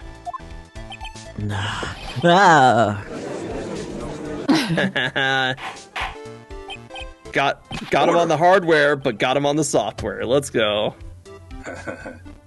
Order! Mr. Godot, what is the meaning of this? I feel like Godot is probably the worst person to ask that, but you know. No, he's pretty sharp. I know, but like he won't say it in a way the judge will understand. It's fair. Godot, I warned you about making me wait. Now put that coffee down. My 11th cup. I've promised to drink no more than 17 during a trial. Which means I'm so good to the last drop. Are you kidding me? I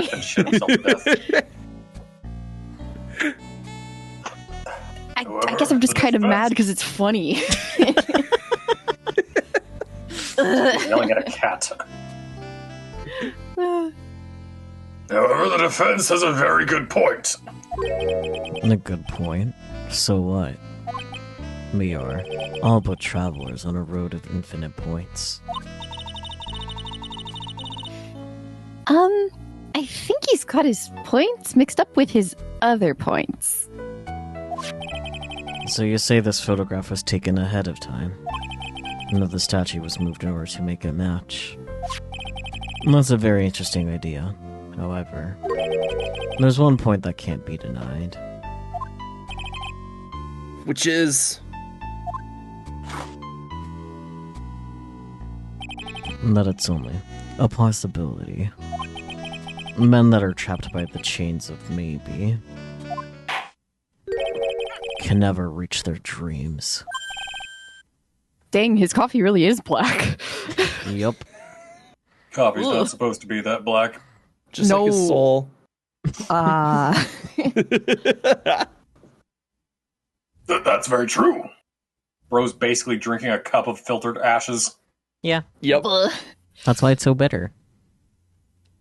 No way! Don't fall for that, Your Honor! Hey. Fall for my lies instead. Hey, Mr. Damask. Yes? No, there's no funny business in your actions as Master Damask. There should be no problem with you telling us your strategy. So let's hear it. Yes.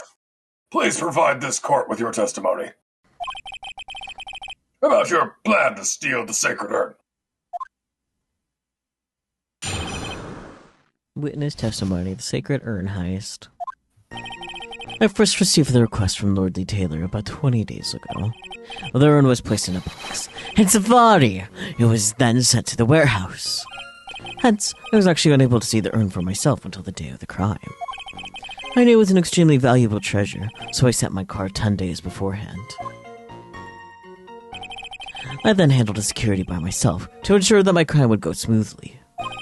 At last, I held the urn in my hands for the first time at 1 a.m. on October 12th.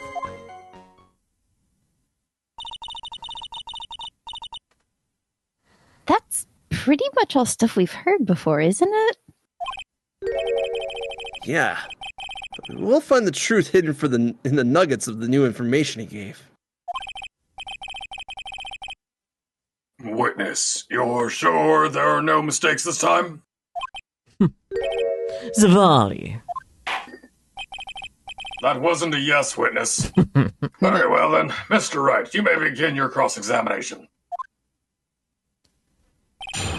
Yippee.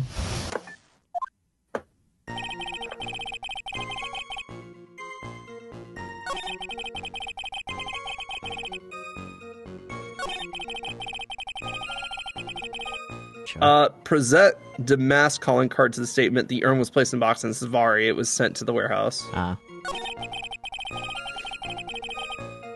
The calling card? The calling card. Okay, I just wanted to double check. Objection! Mr. Atme, if you really are Master Mask, then you also wrote this calling card, correct? But of course. Is there a problem with that calling card? There's a phone number on it.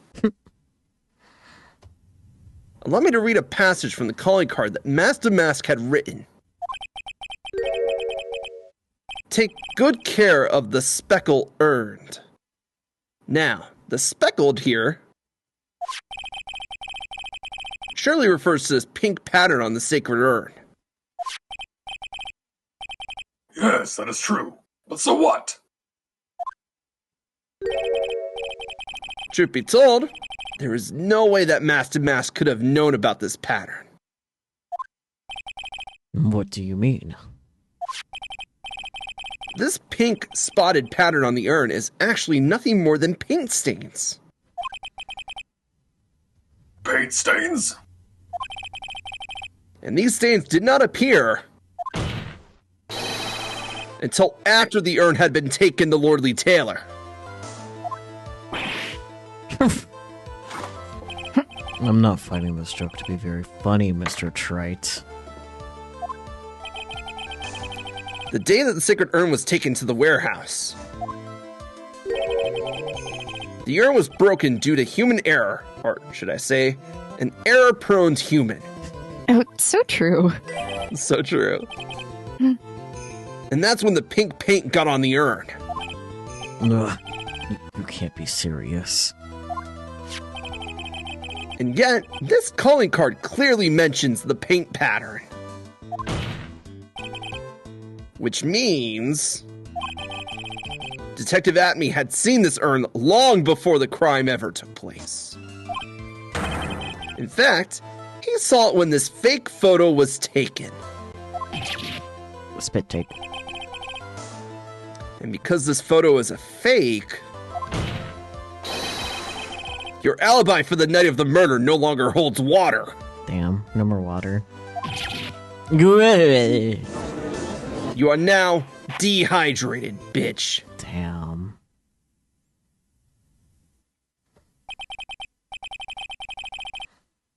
Witness, do you have anything to say for yourself? Ugh. Alright, that's it. Alright, that did it. He's broken. Nick, I think it's still a little early for a victory pose. Huh? Huh. It's so sad. No one has any conviction these days. I mean, that's what we're trying to get, but... Conviction, you say? I just really want to once just see him fucking miss the mug. Like, ah, shit, damn it. I'm sure there's cosplayer bloopers of that happening. Oh, I hope so. Yesterday, we all decided unanimously that this man was masked to mask. And now, we're calling him murderer. You don't think we're being a tad fickle? That's a good point. No, it's not! No way! Don't fall for that too, Your Honor! You say that Judge is the most fickle motherfucker in this room. He sure is. You say that Luke Gatme was the one who killed Kane Bullard. Then let me ask you this. Why would he do that? Because he's a lying liar who lies. An excellent point. Motive, Mr. Wright. Motive. Might you, my merry murderous motive manifest? The fuck is up with this dude and his fucking M's? You will never be the...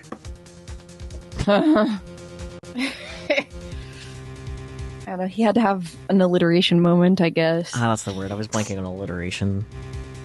Yeah. How Nick? illiterate.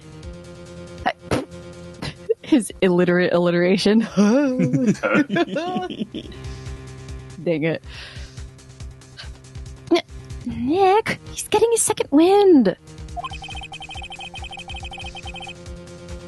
If you prepared an alibi and pinned this crime on Ron DeLite, as you say,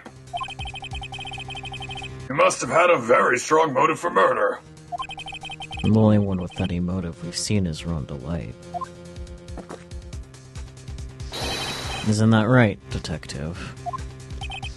Indeed. According to my own research, the boy's motive is clear.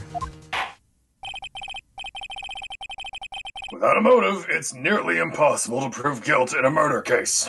Well, there's people that murder for fun.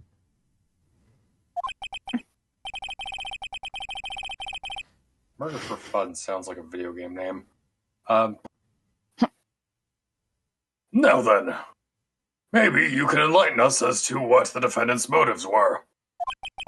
I'd be honored to. What the fuck?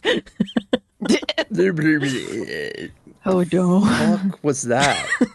What the fuck just came out of my mouth? It wasn't words, I can tell you that. So true, man. Your record skipped for a second, I think. The marbles were dislodging. Oh no. I'd be honored to, Sir Old Timer. Call me old timer again, and I feed you to my convicted boyfriend. They're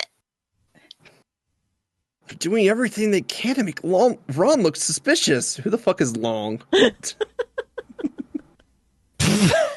Let me try this again. Okay. They're doing everything they can to make Ron look suspicious. Despite her lack of hard information, this may be her only chance. Motif for murder. Motif. Aye. Luke Atme had no points of contact with the victim whatsoever. I feel like Atme's voice has been all over the place tonight, even though I had a really solid voice for him before. I don't know what happened. Well, he's a lying liar who lies, so it makes sense. I guess, sure. Kane Bullard decided to investigate Mask to Mask and simply mistook who he was. It was Mr. Bullard who wrote the blackmail letter and sent it to Ron Delight. And it was again Mr. Bullard who harbored a grudge against Mr. Delight for his betrayal. Mr. Bullard's mistake is quite excusable. The defendant truly believes that he is Mask to Mask. That is why Mr. Delight saw it fit to kill Kane Bullard. Truly a tragedy.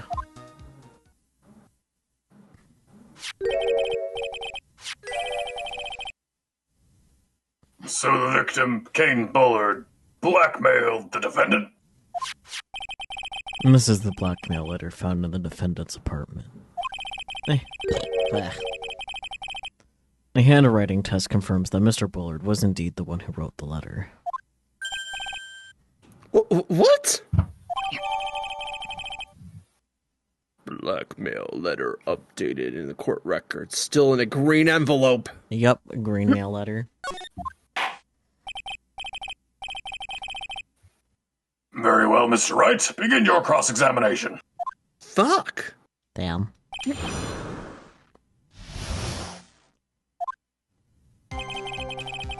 Alright, you guys ready to fucking end this guy's career? Yeah. Both of them?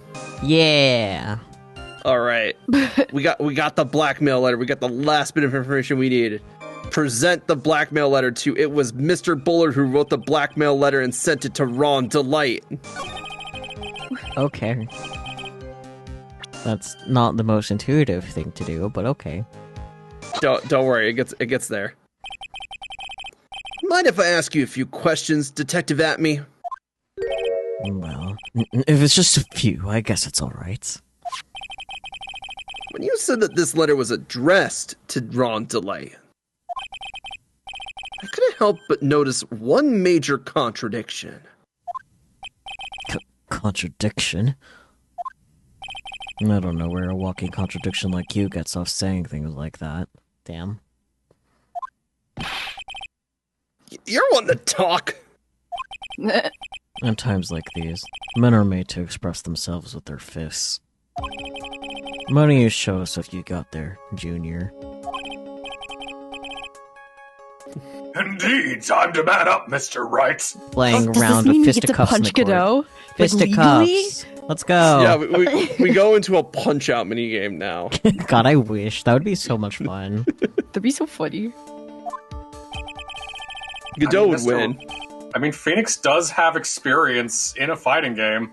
Yeah, he's in one of the Marvel vs. Capcoms, which is really funny. Yeah. Marvel vs. Capcom 3 Ultimate. Is Godot Show in us there? the contradicting evidence in the content of the blackmail letter. Present the newspaper clipping. Newspaper? Yeah, 1 second. We can go over this one. So, check it first. There they are. Yep.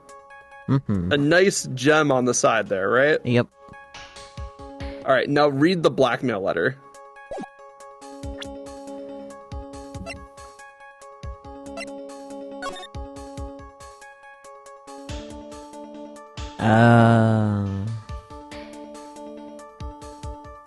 The red diamond, huh? Mm-hmm. The red diamond. I don't think Kane Bullard is that colorblind, but that gem in the newspaper clipping is clearly not red. Yeah. And we're presenting the newspaper clipping, right? Yep. Okay. Yep.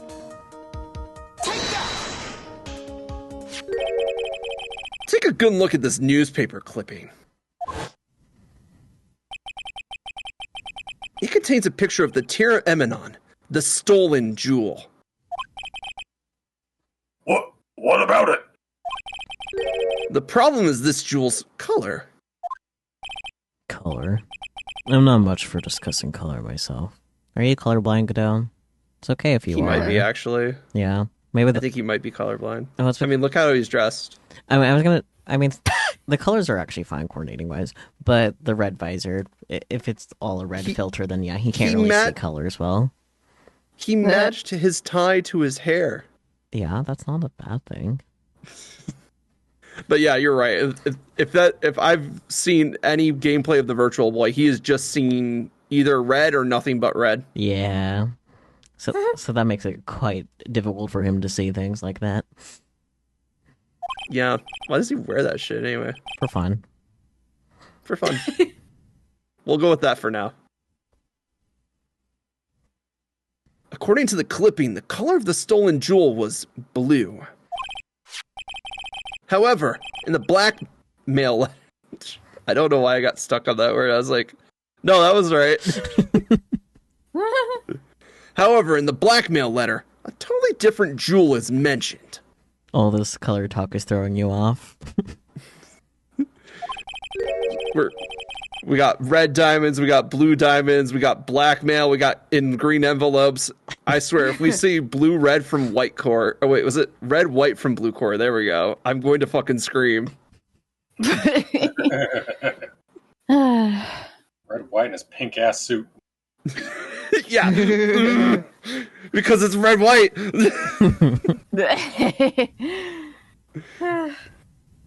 I'll take that red diamond you received the other day. Red? Red. Which means the red diamond in red text, described in the blackmail letter, is not the tier of Eminem that Master Matt stole at all. Objection! And your point is, Mr. Trite? So you're trying to say that this green mail letter was intended for someone else? Oh, you can see green. That is what you're trying to say. Right, Trite? What is what you're trying to say? Right, Mr. Wright? No, that is what you're trying to say. That is what you're trying to say. Right, Mr. Wright? I think the first reading of that perfectly encapsulates the joke. It's like, what is what? Yeah. Is Judge doing okay? He might be having a stroke. He is old as fuck, Maya. It's past time for his midday nap. So true. I'm not tired. Throws a blanket over the judge. He goes to sleep like a bird. Yeah. Very good. Well, that is what you're trying to say, right, Nick? Yes. This is who Kane Bullard was actually blackmailing. Desiree, just kidding. I mean, that'd be funny. It would be. Yeah, of course it's the fucker. Mm-hmm. He's literally we've literally presented him as evidence like 5 times in this trial already. Yep. Naturally. It was you, Detective Atme. Do you have some sort of basis for that claim? You have been personally involved in every single mask-to-mask case. And in the last case, you recovered what was stolen. And received a jewel. As your reward. The jewel? Probably the one wrapped conspicuously around your finger. It was close enough. That red diamond ring. Good. That is the diamond referred to in the letter. Which means that Kane Bullard wrote that letter in order to blackmail you!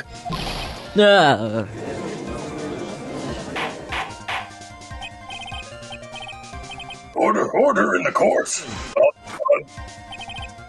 Here, you cut me off. It's fine. It seems. You're going too far with your childish pranks, Mr. Trite. Uh-oh. I don't like the way you said that. Kane Bullard blackmailing Luke at me. Are you for real? Yes, I am. Nick, come on, stand up to him. I mean, he is standing already. There's no chairs here, Maya.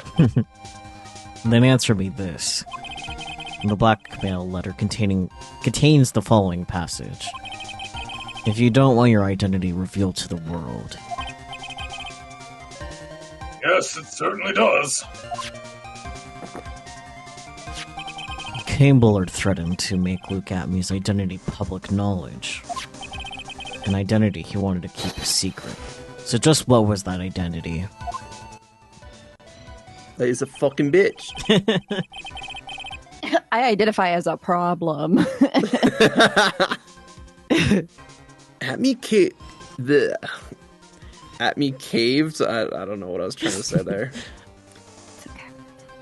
Go to the Atmey cave. Really good. Atmey killed Kane Bullard because he was afraid of his secret becoming known. What was the identity he wanted to keep secret? This is what it all comes down to, Nick. The identity that Luke Atmey wanted so desperately keep secret was his identity as... An ace detective would be really funny because, Mask to Mask obviously isn't correct. So, blackmailer. Blackmailer. Yeah. Luke Atmey was a blackmailer. Objection!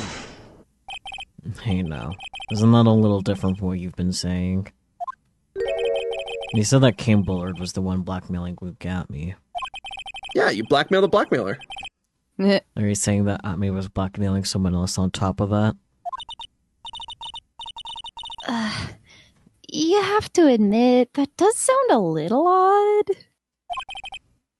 It's not odd. It's the only thing that makes any sense. Kane Bullard was blackmailing Luke Atmey. But Ron Delight was also being blackmailed by a certain someone. So, did you start receiving blackmail letters after this incident?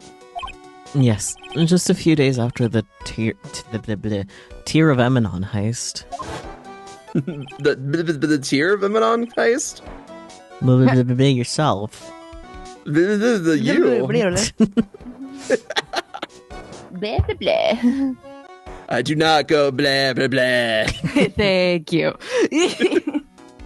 After that, I started getting the plans in the mail. I received plans from some very kind person. Incredibly detailed plans. Detailed plans? In which case, that would mean that Ron Delight was actually Mask to Mask. Oh my god, keep up! That is what we are claiming. Someone else came up with the plans and had Mr. Delight steal his targets for him. And that someone was none other than Luke Atmey. Shh! Silence!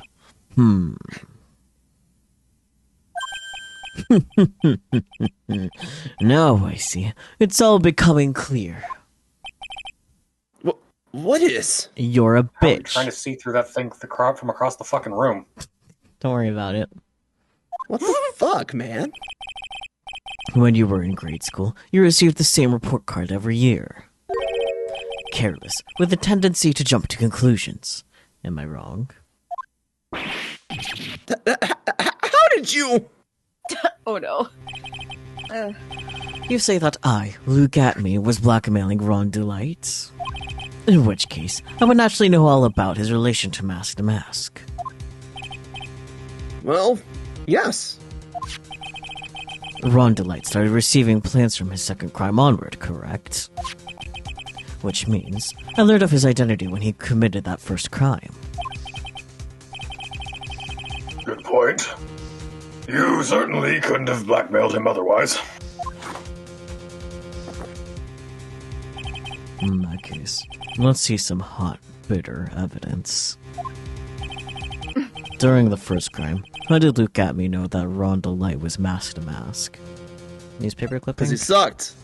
Yeah, newspaper clipping, because he's literally the security guard in there. Yeah. And usually, you always investigate the first person on the scene of the crime. Mm-hmm. Always. Yep. I think I see it. See what? When you were in grade school, you received the same report card every year. Gets into lots of mischiefs trying to be the center of attention. Oh. What do you mean?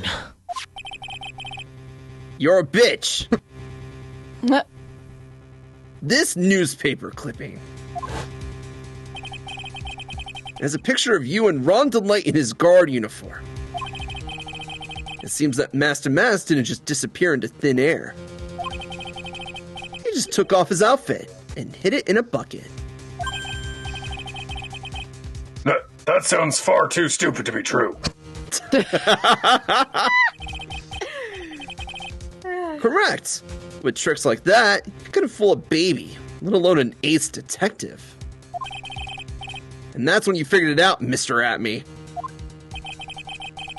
That's when you learned that under his mask, Master Mask was really Ron DeLite. What the? Wasn't he supposed to be mouse to mask?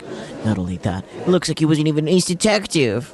I can't believe it. I can't believe it. He was just a slimy blackmailer. What a fraud. Trying to pass off himself as an ace detective. Really long ellipsis. Why you? How dare you expose me like that? In broad daylight. Your pants are down. Why, I mean, I've never blackmailed anyone in my life. I'm a famous and proud ace detective, and also mask to mask. Why can't you understand that? His mouth twitch. I mean, for a second, I think his whole body twitched. Mm-hmm. Anyway, Peachy? Oh, I said bro is not well. Nope. Bro is not well at all. His Delulu is becoming Delululu. Mm-hmm. Sure. I'm afraid you are neither a proud thief nor an ace detective. You're a blackmailer and a murderer. That is your true identity. Why you? How dare you even dare imply one of the why not try something yourself with this big mouth of yours? You're real fools. I say none of you can compare to my genius. You're real just us. Discriminate, commemorate the days of get blackmail, murder threats. I'll get away. It's enough to make one laugh. Huh? That was wild. Thank you. Reading Go On as Goon is perfect. I can't. Listen, there's only so many ways it could be read. I know. There was no space, no capitalization. What else was I supposed to think it said? There's also no time to process it. Exactly. Like, sure, goon, whatever. Goon.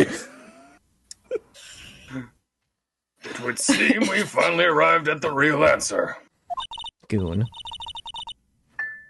That was quite a performance by Mr. Atme. That's what it's good at. And that's it. Bailiff, please prepare a cell for Mr. Atme. Damn, Judge is like, I'm not even declaring this bitch guilty yet, but let's get the cell warm. The hammer that strikes too fast. There's no time to aim. But what do you mean? I'm already prepared to deliver my ruling. But this time he's doing it too fast for us, so we should be glad. And Goto's like, Allow me to say one thing. No. I will be the one to judge. Can I be prosecutor? Godot, I don't believe that you are, qualified for that. You don't get much more in your face than that. It appears that your claws weren't quite sharp enough, Mr. Trite. What are you? It's true that you've proven a lot of things. Things like Luke Atme was a filthy blackmailer, and that he wasn't at Lordly Taylor the night of the murder. That's right. That's why he's the one who killed Mr. Bull. But there's still one thing you have yet to prove. What's that? Just because he wasn't at the warehouse doesn't mean he was at the murder scene. Therefore, if you can't prove that this pitiful excuse for a man was at KB Security, then I don't see how a verdict can be delivered. No way! Order in the court. Well, Mr. Wright? Go to KB Security and go get the recordings. I don't think they have recordings in the CA's office. It's a bit of an oversight. Anyway. This is it. This is the final round. I've got to prove that Atme was at Mr. Bullard's office on that night. But can you really prove that? That's long enough. Mr. Trite, I want to hear your answer. That night, Luke Atme was at KB Security. In defense... Can or can't prove it. Can't prove it. Yeah, that's fair. I can't prove it. Just as I thought. Judge, you have no thoughts. But if we hear more of Detective Atme's testimony... Objection! Unfortunately, that's as far as you go, Mr. Trite. What do you mean? I won't allow for any more testimony. That's what I mean. What? Have you forgotten? Luke Atme is here after we interrupted his own trial. And you have failed to prove that he committed the murder. I think it's time for this witness to return to his own trial and face his guilty verdict as mask to mask. But we proved that he wasn't here.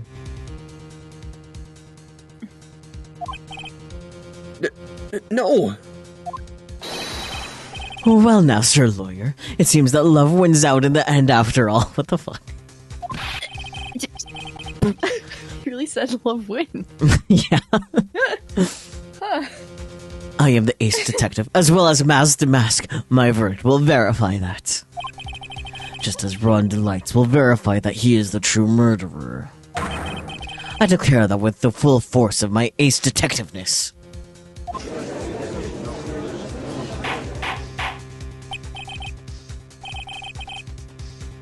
Order in the court. That's enough deliberation over this witness. I can't believe this. At this rate, Ron is... Don't give up now, Nick. We still have tomorrow. We can look for more evidence and... By then, it'll be too late. Huh? Why?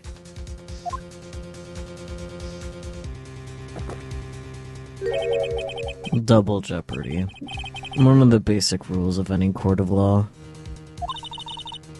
Double Jeopardy? I don't watch the show, sorry. Should a defendant be tried and found innocent in court, that defendant cannot be tried again for the same crime. This is a fundamental rule of all courts. And it applies to this witness as much as it applies to anyone else. Mr. Atme will be found guilty in a matter of minutes. Guilty as mask to mask, which means... he will be innocent as far as the murder of Kane Bullard is concerned. Okay, but why though? Those are technically two different, ruling, whatever. Because if he's found guilty as Master Mask and Laura Lee Taylor, then he couldn't be at the crime scene. Right. Okay. And they're not inferring the evidence that was inferred in this trial in that trial, because they didn't have that evidence when they started that trial. Just bring it over. I don't know. Well, it's also like we found out that the picture was taken on a different day during this trial. They can't use that evidence in that trial, unfortunately. Damn. Okay, but why though? They have no problem fucking dropping new evidence just all willy-nilly in this fucking game series. Look, I don't know. They're just building drama here. Yeah. That's literally it. They're like reverse aura farming. Reverse aura farming. That's wild. You're pissing out all your aura. No way.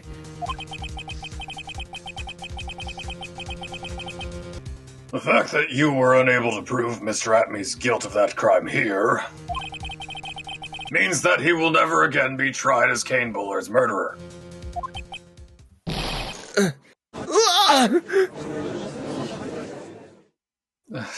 Everything is stupid. Nothing makes any sense in this fucking series. Now there's nothing I can possibly do to win. Even if Ron is proclaimed to be innocent, the real killer, Look at me, will go free. You have cross-examined every statement the witness has made here today. And as long as there is no more testimony, I'm afraid I have to declare that there will be no further questioning of this witness. Are there any objections? Is Dumbass gonna pull through by busting through the courtroom doors? Maybe. Then I hereby end the cross-examination of Luke Atmey.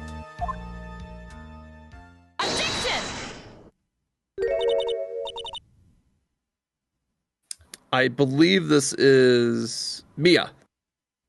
I think I see it. Your Honor, when you were a child, this is what was on your report card every year. Why is this the running bit? It's a good bit. I don't know, but it's really funny. Has poor hearing and often makes mistakes as a result. He's just old. How did you know? Phoenix, raise your head up high. Have you forgotten what I used to tell you? A lawyer is someone who smiles no matter how bad it gets. That voice. No way. Long time no see, Phoenix. But Mia! This is the true power of the Quran channeling technique. I know that it's really Maya who's standing before me. But right now, she's my mentor, Mia Fey.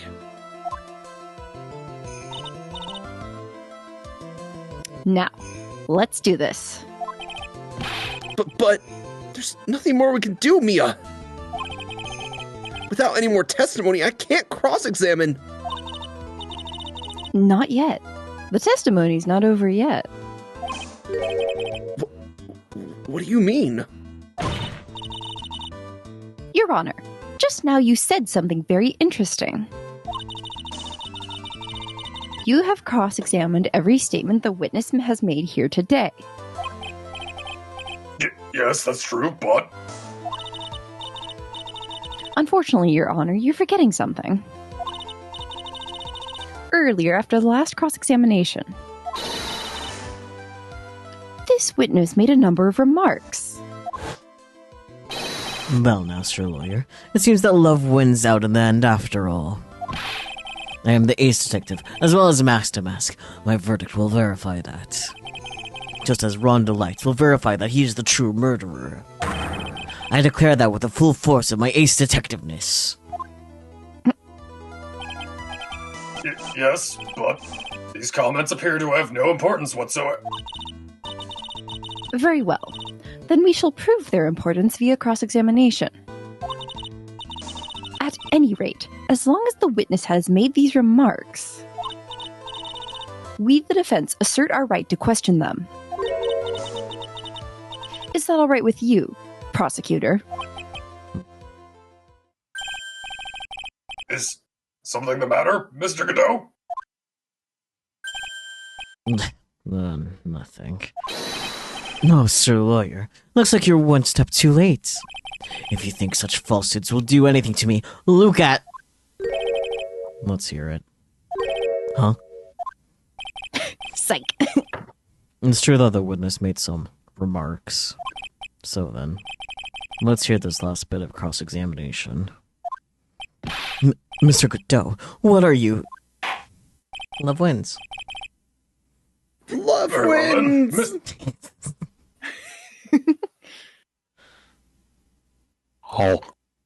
Very well then, Mr. Luke Atney. I'm going to allow the defense to cross-examination. I'm going to allow the defense to cross-examine your earlier remarks.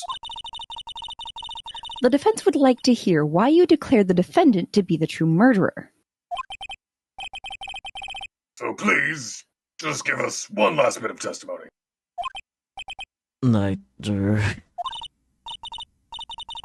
Phoenix, this is it. This is our absolute last chance. Yes, Chief! The last testimony. Bum bum bum. Indeed. It is true that I was not a Lordly Taylor. I had to leave to see about another vitally important job request. I had known about the date beforehand, so I had this photograph readied. My brilliant deduction was what informed me that the true culprit was Ron Delight. And thanks to the keycard and wallet, it was abundantly clear that he was there. I was also able to make a deduction from the buzzer, which only sounded once. The button did not have any fingerprints on it. Why? The victim would have left prints if he sounded it, which means the killer sounded it. Mr. Delight was wearing his mask-to-mask outfit, which is why he left no prints. And the green mail letter? The victim likely just mistook the color of the jewel. Zavali! Therefore, all the evidence points to that poor boy. Fucking lies. All right. Lies. The contradiction in plain sight right there. This testimony actually seems to hold up pretty well. No, it doesn't. The witness's earlier remarks do not appear to have been hastily prepared. It just sounded like he paid attention to the fucking trial before this point. Like, come on. Well, all of his points have been explained, and none of them seem to contradict anything. You fucking idiot. So, Saki, you made a very interesting point there. He has not been listening to the trial the entire time. He's been busy in the other courtroom. We actually had to go get him. Right. So he made a very important statement that we've only learned about in this trial. That is the contradiction. Right. Okay. But of course...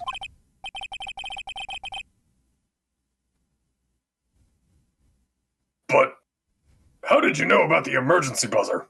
Guess the judge is saving us a task. The police investigation documents went directly through me. And I always look over all the documents. It's elementary, sir lawyer. Why did you tell that to Phoenix and not the judge? Because he doesn't have beef with the judge yet. Yeah, Phoenix is the one that actively going on the offensive here. Judge just asked a question. Yeah, and he's addressing Phoenix, not me. What is this bullshit? Talk to me when you're talking to me. Don't talk to him. Are you gonna make even more trouble for us now, sir lawyer?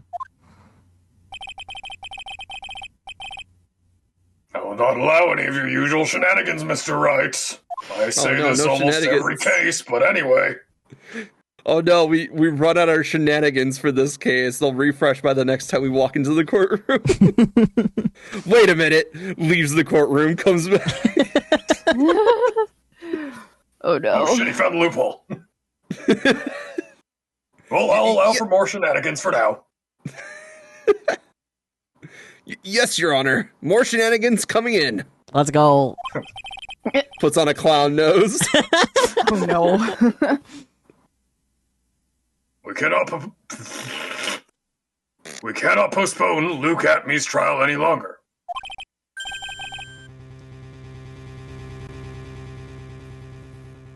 This is your last chance.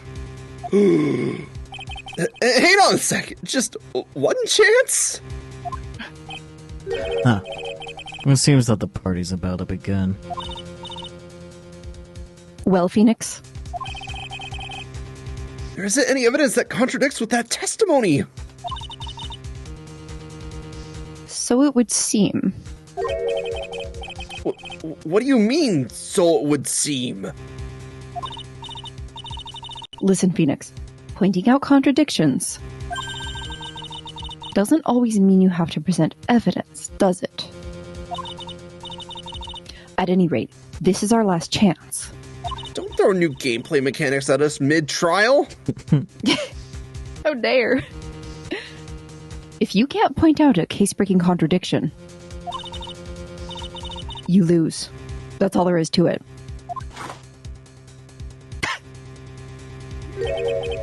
Cup number 17. The last cup. It seems like the time has come to put an end to this trial. I had to find a fatal contradiction in this testimony. And I need to point it out without presenting evidence. Which means all I could do is find the contradictory remark and press it. Remember, you only get one chance. So I think Saki has a pretty good idea of what remark it is, so I want to see if Peachy and Bear can figure it out. Oh, there was a... Oops. Very well then, Mr. Wright. Please begin your final cross-examination. Yay. Sorry, Frank. I didn't realize that was timed. I thought that was going to wait for you. No, it wasn't. I accidentally clicked. Oh, okay. This is my brain is no. like, oh, yep, it's time to move on. Dang. It's okay. All right. All I had to do was look over to the right. Yay. So we have all of the testimony that we're going to get from Luke Atmey. Can you guys figure out which statement of his is the suspicious one? Which one smells sus?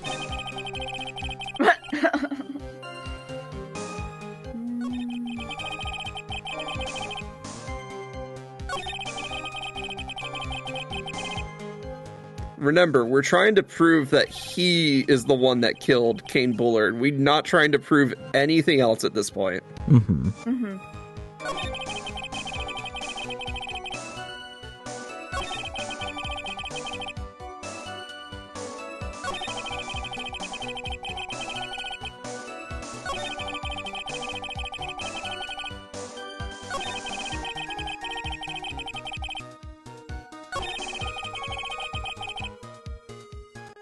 All right, what are you guys thinking?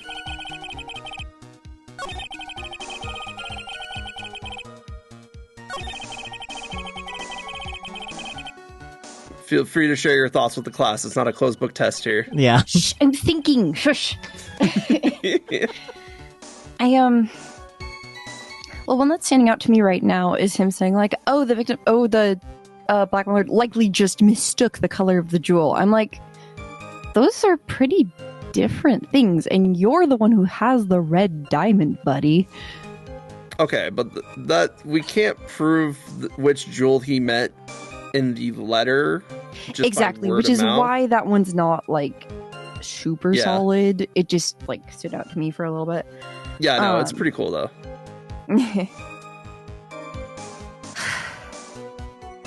Bonks him on the head. So, I think it might be good to start from the beginning and figure out like what information we know, Mm-hmm.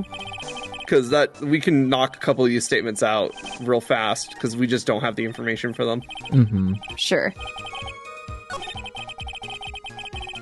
Takes so long to get back to the first statement. Yeah. Okay. The fact that he wasn't there isn't that sus alone. Yeah, no, we already know he wasn't at Lorley Taylor. Like, he's Yeah. just admitting the fact now. Mm-hmm. And that doesn't really prove that he did the murder either, just because he wasn't there. Yeah, no. Just because he wasn't there doesn't mean he was in the other spot. Yeah. And this is also kind of sus, but also kind of same argument for the We previous can't one. prove anything either way with this one. Yeah. Because he'll just Yeah. make up something. Mm-hmm. Mm-hmm. That's kind of weird, but It's just confirming what we already knew. Yeah. That he prepared a photograph in advance. yeah. For some unknown reason. So Yeah. Which doesn't really play into why he would commit murder anyway. yeah, exactly. Mm-hmm. Sure. And then he's just sharing his opinion here. Yeah, that, like it's kind of another nothing burger. Yeah. Got a wallet. Uh-huh. Both But, evidence that like, do kind of tie. everyone kind of knows that. Yeah, like we know That's Ron yeah, Delight just was there. evidence. It doesn't matter. Yeah, that no, he we know knows Ron too. Delight was there. Yeah. Yeah. It doesn't really matter that Atme also knew that. Yeah. Yeah. The buzzer only sounded once. Right. We all kind of know that already. Okay. Yeah, and also Yeah, the 'cause judge we have the did. records for it. Yeah, the judge also asked why he would know about it, and he says like, "Oh, it's because I saw the evidence already, like through the Yeah, the police, specifically the police report, Mm-hmm. Mm-hmm. which doesn't have any of the information that we learned during this trial. Yeah. Mm-hmm. To me personally, this one sticks out because who else also wears gloves all the time? Yeah, but True.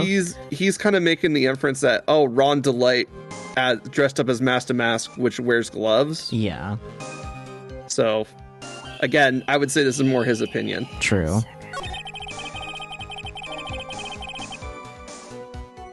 Uh-huh. Which, like, I guess this is true regardless of who the killer is, right? Yeah, exactly. Yeah, Like yeah. Either Atme or Ron, they're both wearing gloves. Mhm. Doesn't matter. Yeah. It's this one. How did Luke know that Ron was wearing the Mask to Mask costume? Mm. Indeed. How did he know that? Yeah. Because when did we learn about that, Peachy? He wasn't in the room. Yeah. He was at his other trial. He was in. If it's even better, he was in his other trial, completely separate from this trial. Mhm. We Yeah. learned about it. He wouldn't in have known trial. this. Yeah. He Exactly. couldn't have known this Unless he Nope. was there. Yeah. unless he was there. Let's go. Let's press that statement. This one. Yeah. Yep. Mr. Atme, about this last remark. Shut the fuck up, Godot. You still don't get it, do you? Try it. So this is really fun. This plays out like the bad ending. So if you press on any statement wildly, you'll get like roughly the same dialogue. Mm. But Huh. it's a fake out because we did choose the right one. Interesting. But sometimes they'll throw a fake out one at you, and it's really funny when they do. Hmm. Because people like instantly reload when they're like, "Oh, it's the wrong Yeah. choice," and then they get stuck in this forever. It's great. That is pretty great.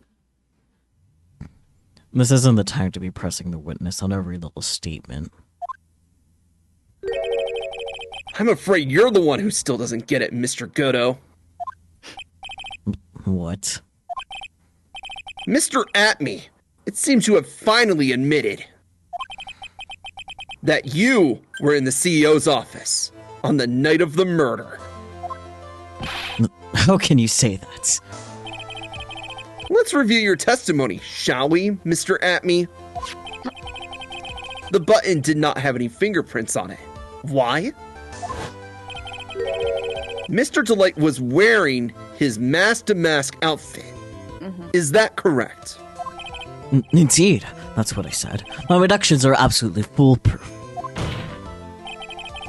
More like your deductions prove that you're a fool. Get him, Ooh. Phoenix. I'm sorry. Whatever do you mean? For some reason, I'm starting to get really thirsty. Maybe drink something besides coffee? No, I think he's going for that 18 cup now. When exactly did we learn the fact that Ron Delight was dressed as Mask to Mask when he went to the scene of the crime? that was, It was just a few hours ago. Back when my sixth cup was looking at me with a cold stare. Huh?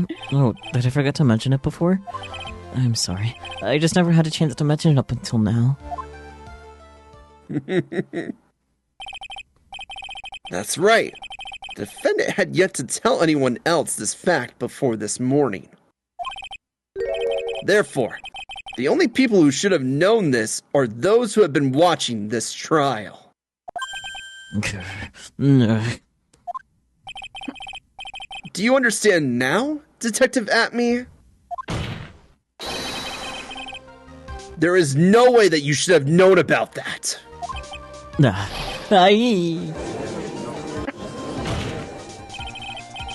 You were in the next courtroom being tried as mask to mask. So then, enlighten us. Just how did you know about that piece of information? Well, come on. The detective must have known about it. He probably had plenty of chances to find out beforehand. Objection! And it's those chances that I want to discuss next. That night, Mr. Delight was wearing his mask-to-mask outfit. There is one and only one way for Detective Atme to have found that out. I just said only one. only one. One way, you say? Please recall, if you will, Mr. Delight's testimony. When I entered the office, there was a suspicious shadow there. For a second, my client witnessed the real killer. Objection! But Mr. Delight never saw his attacker. So there's no way to tell whether or not the real killer was Luke Atme. Objection! It's with that statement that I'll turn this case on its head. Just what are you implying? Mr. Delight saw the real killer, correct? Now, if you turn that statement around, it stands to reason that the real killer had also seen Ron Delight. So true. Impossible.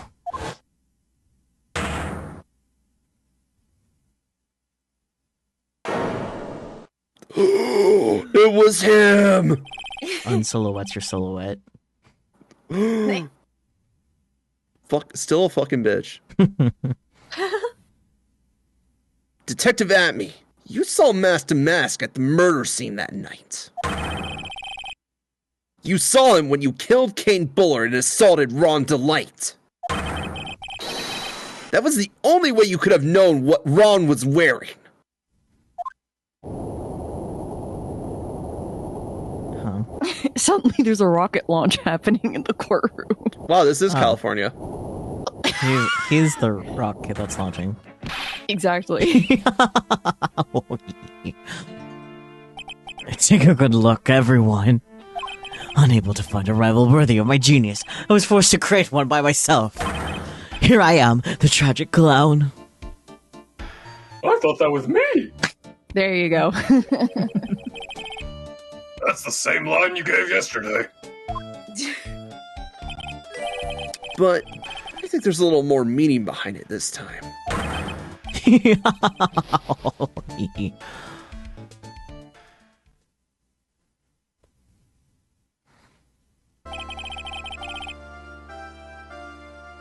What an awfully complicated incident. We could say that again.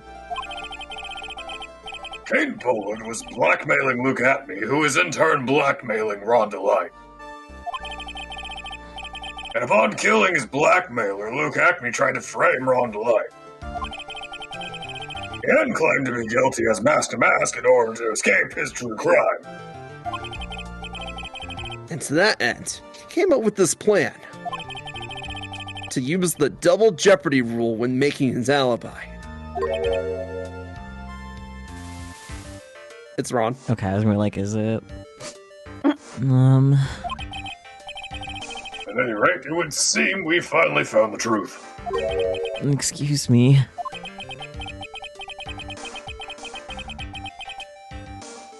I came perilously close to besmirching the record of an innocent. I came perilously close to besmirching the record of an innocent young man. I like that. He says that a lot too. Yeah. Out of all the words in this line, I would expect you to mess up perilously or besmirching, but you ended up stumbling on innocence. Besmirching him with the title of murderer. Don't ignore me! Oh, I didn't realize you were there. Hello? Why wouldn't he be? About the verdict. I know, you never committed any murder. That's right. I'm so glad you understand that. But I really am Master Mask. Huh? So, thanks to that trial yesterday, I'm innocent now, right? What was it you said? Double jeopardy? Now that you mention it. I've been careless. Careless. What do you think, Mia? I think men are stupid. So true. Wait. It's okay, Phoenix. Sometimes it's endearing. Other times, not so much. As the defendant says, the rule of double jeopardy is absolute. A defendant can never be tried twice for a crime in which he was once found innocent. Then, Master Mask is really innocent? It would seem so. For now. For now. Now then, this court finds the defendant not guilty. Gear. Right. There you go. Boy, this is really lucky. Wait, this isn't so good after all. You see, the thing is, I still am Master Mask after all. The most dedicated cosplayer to ever exist. I mean, he's actually the thief, PG. Yeah. I know, it's He funny. did all though. that shit. Yeah. He didn't plan it, but he did all that shit. Mm-hmm. October 14th, 3:35 p.m. District Court, Defendant Lobby, number 4. You did it, Phoenix. And if the judge was smart, he would just respond with, Oh well, I guess I just have to try you for perjury. I mean, He didn't lie, though. did he? He didn't lie. He insisted the entire time that he was Master Mask. He never that's true. said that he That's fair. wasn't. That's That's true. As his defense lawyer, that would be my defense lawyer. He never said he wasn't Master Mask. We all just kind of inferred that. Mm-hmm. You know, that's fair. Thanks, Mia. It's been a long time, hasn't it? Yeah. It's because Maya doesn't call on me much these days. I think she's starting to lose speed dial connection. Oh? I'm just joking, Phoenix. Don't take everything so seriously. Come on, Mia, you should know who's autistic.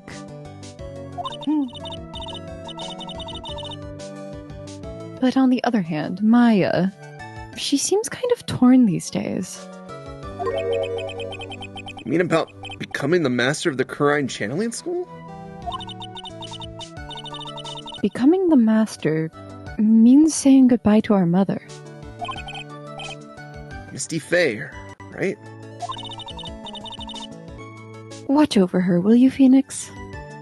No, I got a day job. I'll leave her with Edgeworth. He can babysit. Of course. Well then, See you around. Mia. Mr. Wright. I don't know what to say.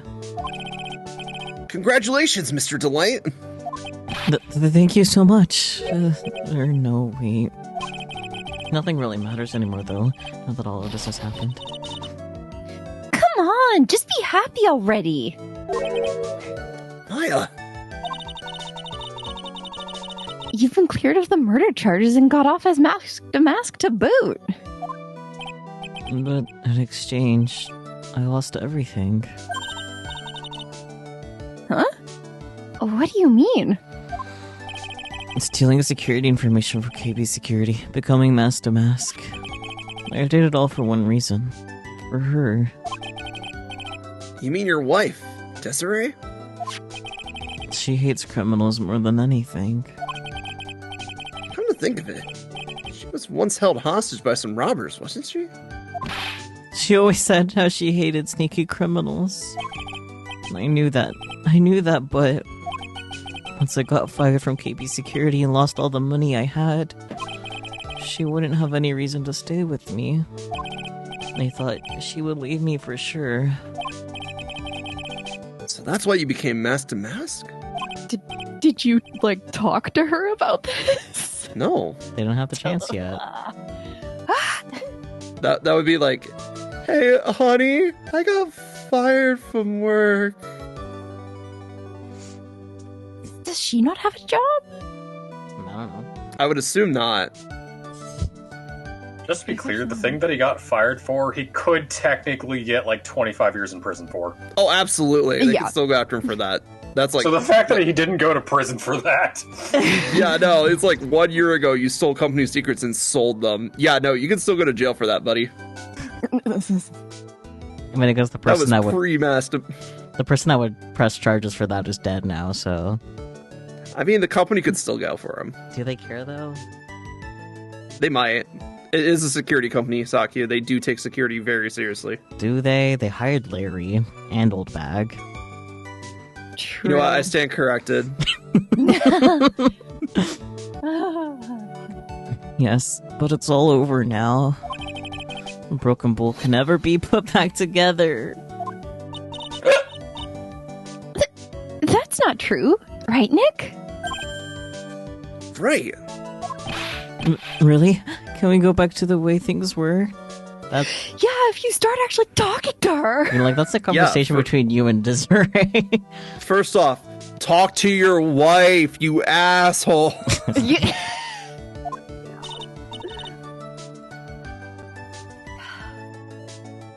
You'll be fine, and Nick can prove it. Can he? Also, you should start by looking for another job, maybe. I mean, that would be the first step, honestly. I can? I kind of wish you would check with me first. Mr. Delight, even if a bowl is broken, there's always a way to put it back together. Face. Do we have a broken bowl? We have a broken pot. Yep. Yeah. Which I'm kind of Stupid surprised fucking they metaphor. Anyway, Yeah, I'm kind of surprised they haven't brought up kintsugi, which is the Japanese technique of using gold lacquer to fill in the cracks in a broken piece of pottery or what have you. Yeah, that would make it Seems- look really cool. but I know, right? They're in California. I know it's Japanifornia, but still. They're Yeah, also all the best thing we have dumbasses. is super glue. Yeah. Oh boy. They super glued this bitch back together. Yeah. Sacred Urn. Desi was the one oh, that's wrong. Yeah, I was gonna be like, hello. The Sacred Urn. Desi was the one who found this. Desiree, your wife. She always believed in you, Ron. That's why you'll be fine. You don't have to worry about anything. There you are. Miss Delight. You did it, Ronnie. You're innocent. I'm so happy. Thank you. I appreciate that, but I suppose you don't want anything more to do with me, do you? Ronnie, why didn't you talk to me about what was going on? That's what I was saying. Talk to your wife, you idiot. I mean, look at him. True. Look at her. Talk to her. Yeah. Right? I had no idea you'd quit KB Security. She was Got only, fired. She was only half paying attention. So true. I never imagined that you were really mask to mask either. Yeah, I mean, you Only kept half giving. paying attention. Definitely. She kept I was giving him gonna say, antipsychotics, so of course she didn't realize. You've seen the room. He doesn't hide it. Yeah.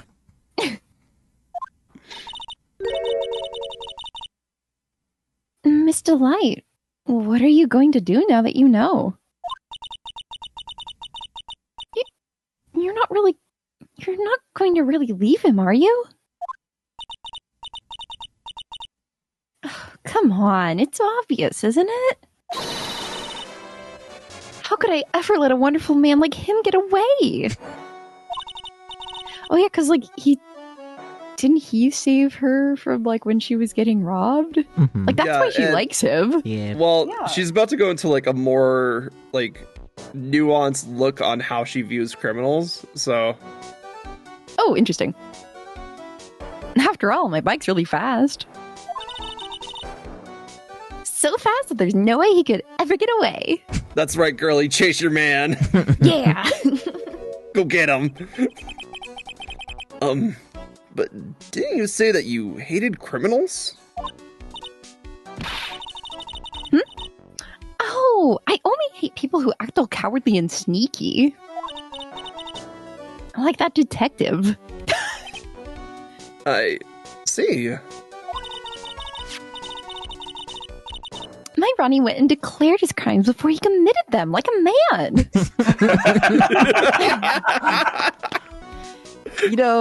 Phantom thieves are I get it. No, I get it. I just love a man who's so chivalrous. Chivalrous? Yeah, that's arguably chivalrous. Yep. I knew I was right about you. Every day I spend with you is filled with thrills and excitement. And near poverty. Apparently. Does he? Desiree, you really do love Ron, don't you? Nicky boy. Yes? I'm really glad I asked you to defend my Ronnie. Thank you so much. I'll never forget what you've done for us. Oh, well, take care of yourself.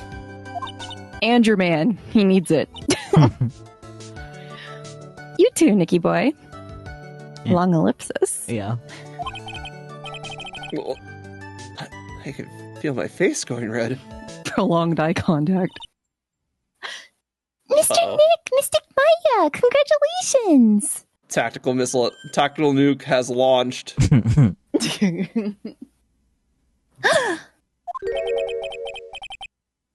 Talk about bad timing. Engie. Mr. Nick, how could you? Another man's wife! In front of Mystic Maya! I'll never forgive No, you. no, no, no, no, no, no, no! Tactical pearls. Yeah. So just as the case came to a close, so did my consciousness. Damn.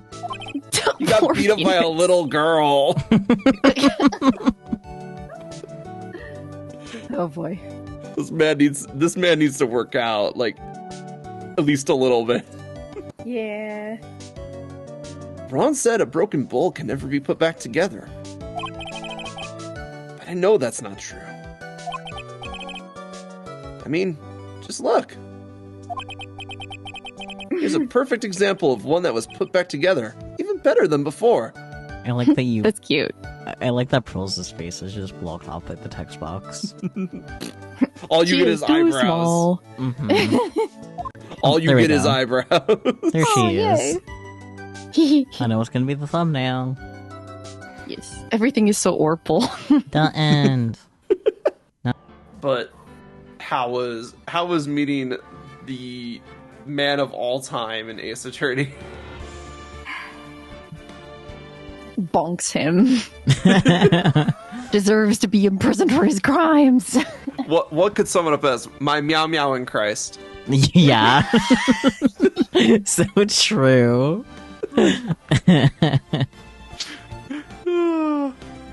My goodness. Cinnamon Ron. Cinnamon Ron. I don't know. I like Ron DeLay. I wish they did more with him, like being just a phantom thief in the background of the series. That would have been great. Yeah. Because he's like the most pathetic wet cat phantom thief I've literally ever seen. Yeah, I know, it's great. kind of impressive, honestly. Mm-hmm. But also we got Larry back. Larry is funny. Mm-hmm. He also needs to be locked up for like other reasons. Yeah. It's so true. I don't think he should be allowed around women. No. I mean, No. to be fair, women do a really good job of repelling him, so... True. True. Give him a court-ordered, sex-engendered course. Yeah, you're right. Let's see, I think out of all the cases of Trials and Tribulations, I think I like the upcoming one the best. And I'm gonna be upfront.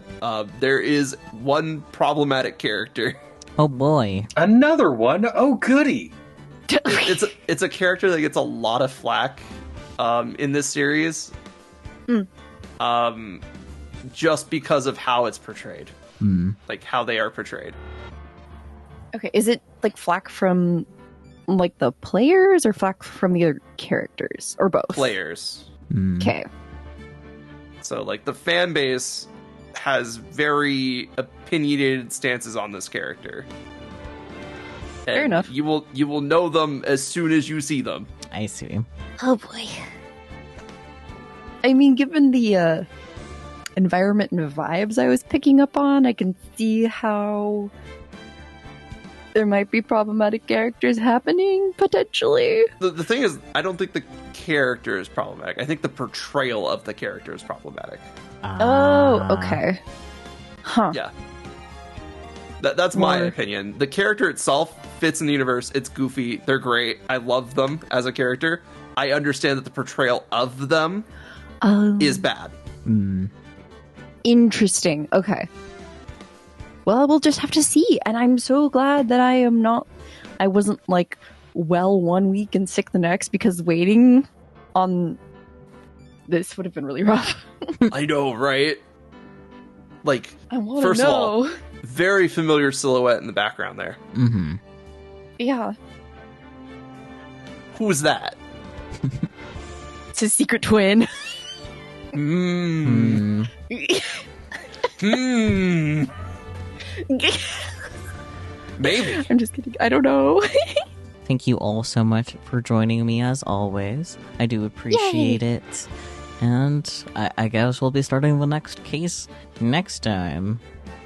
Yeah. I'm so excited for the next case. I think it's low-key my favorite case in the third game. Fair. Nice. Well, that'll be exciting.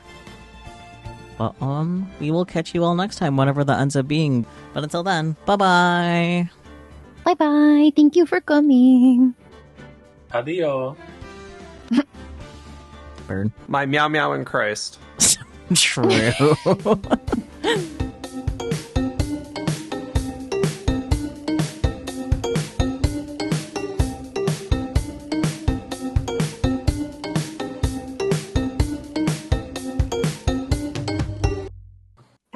I still think it's great that you did a plushie introduction for all your plushies with us. Well, don't tell everybody that. I have an image to upload here. It's okay, this will be edited out of the edited video. I know Future Saku, it will not. They'll find some way to sneak it in, even if it's right at the end. Maybe. Now that you've mentioned that idea, actually. God damn it. You did this to yourself. I know.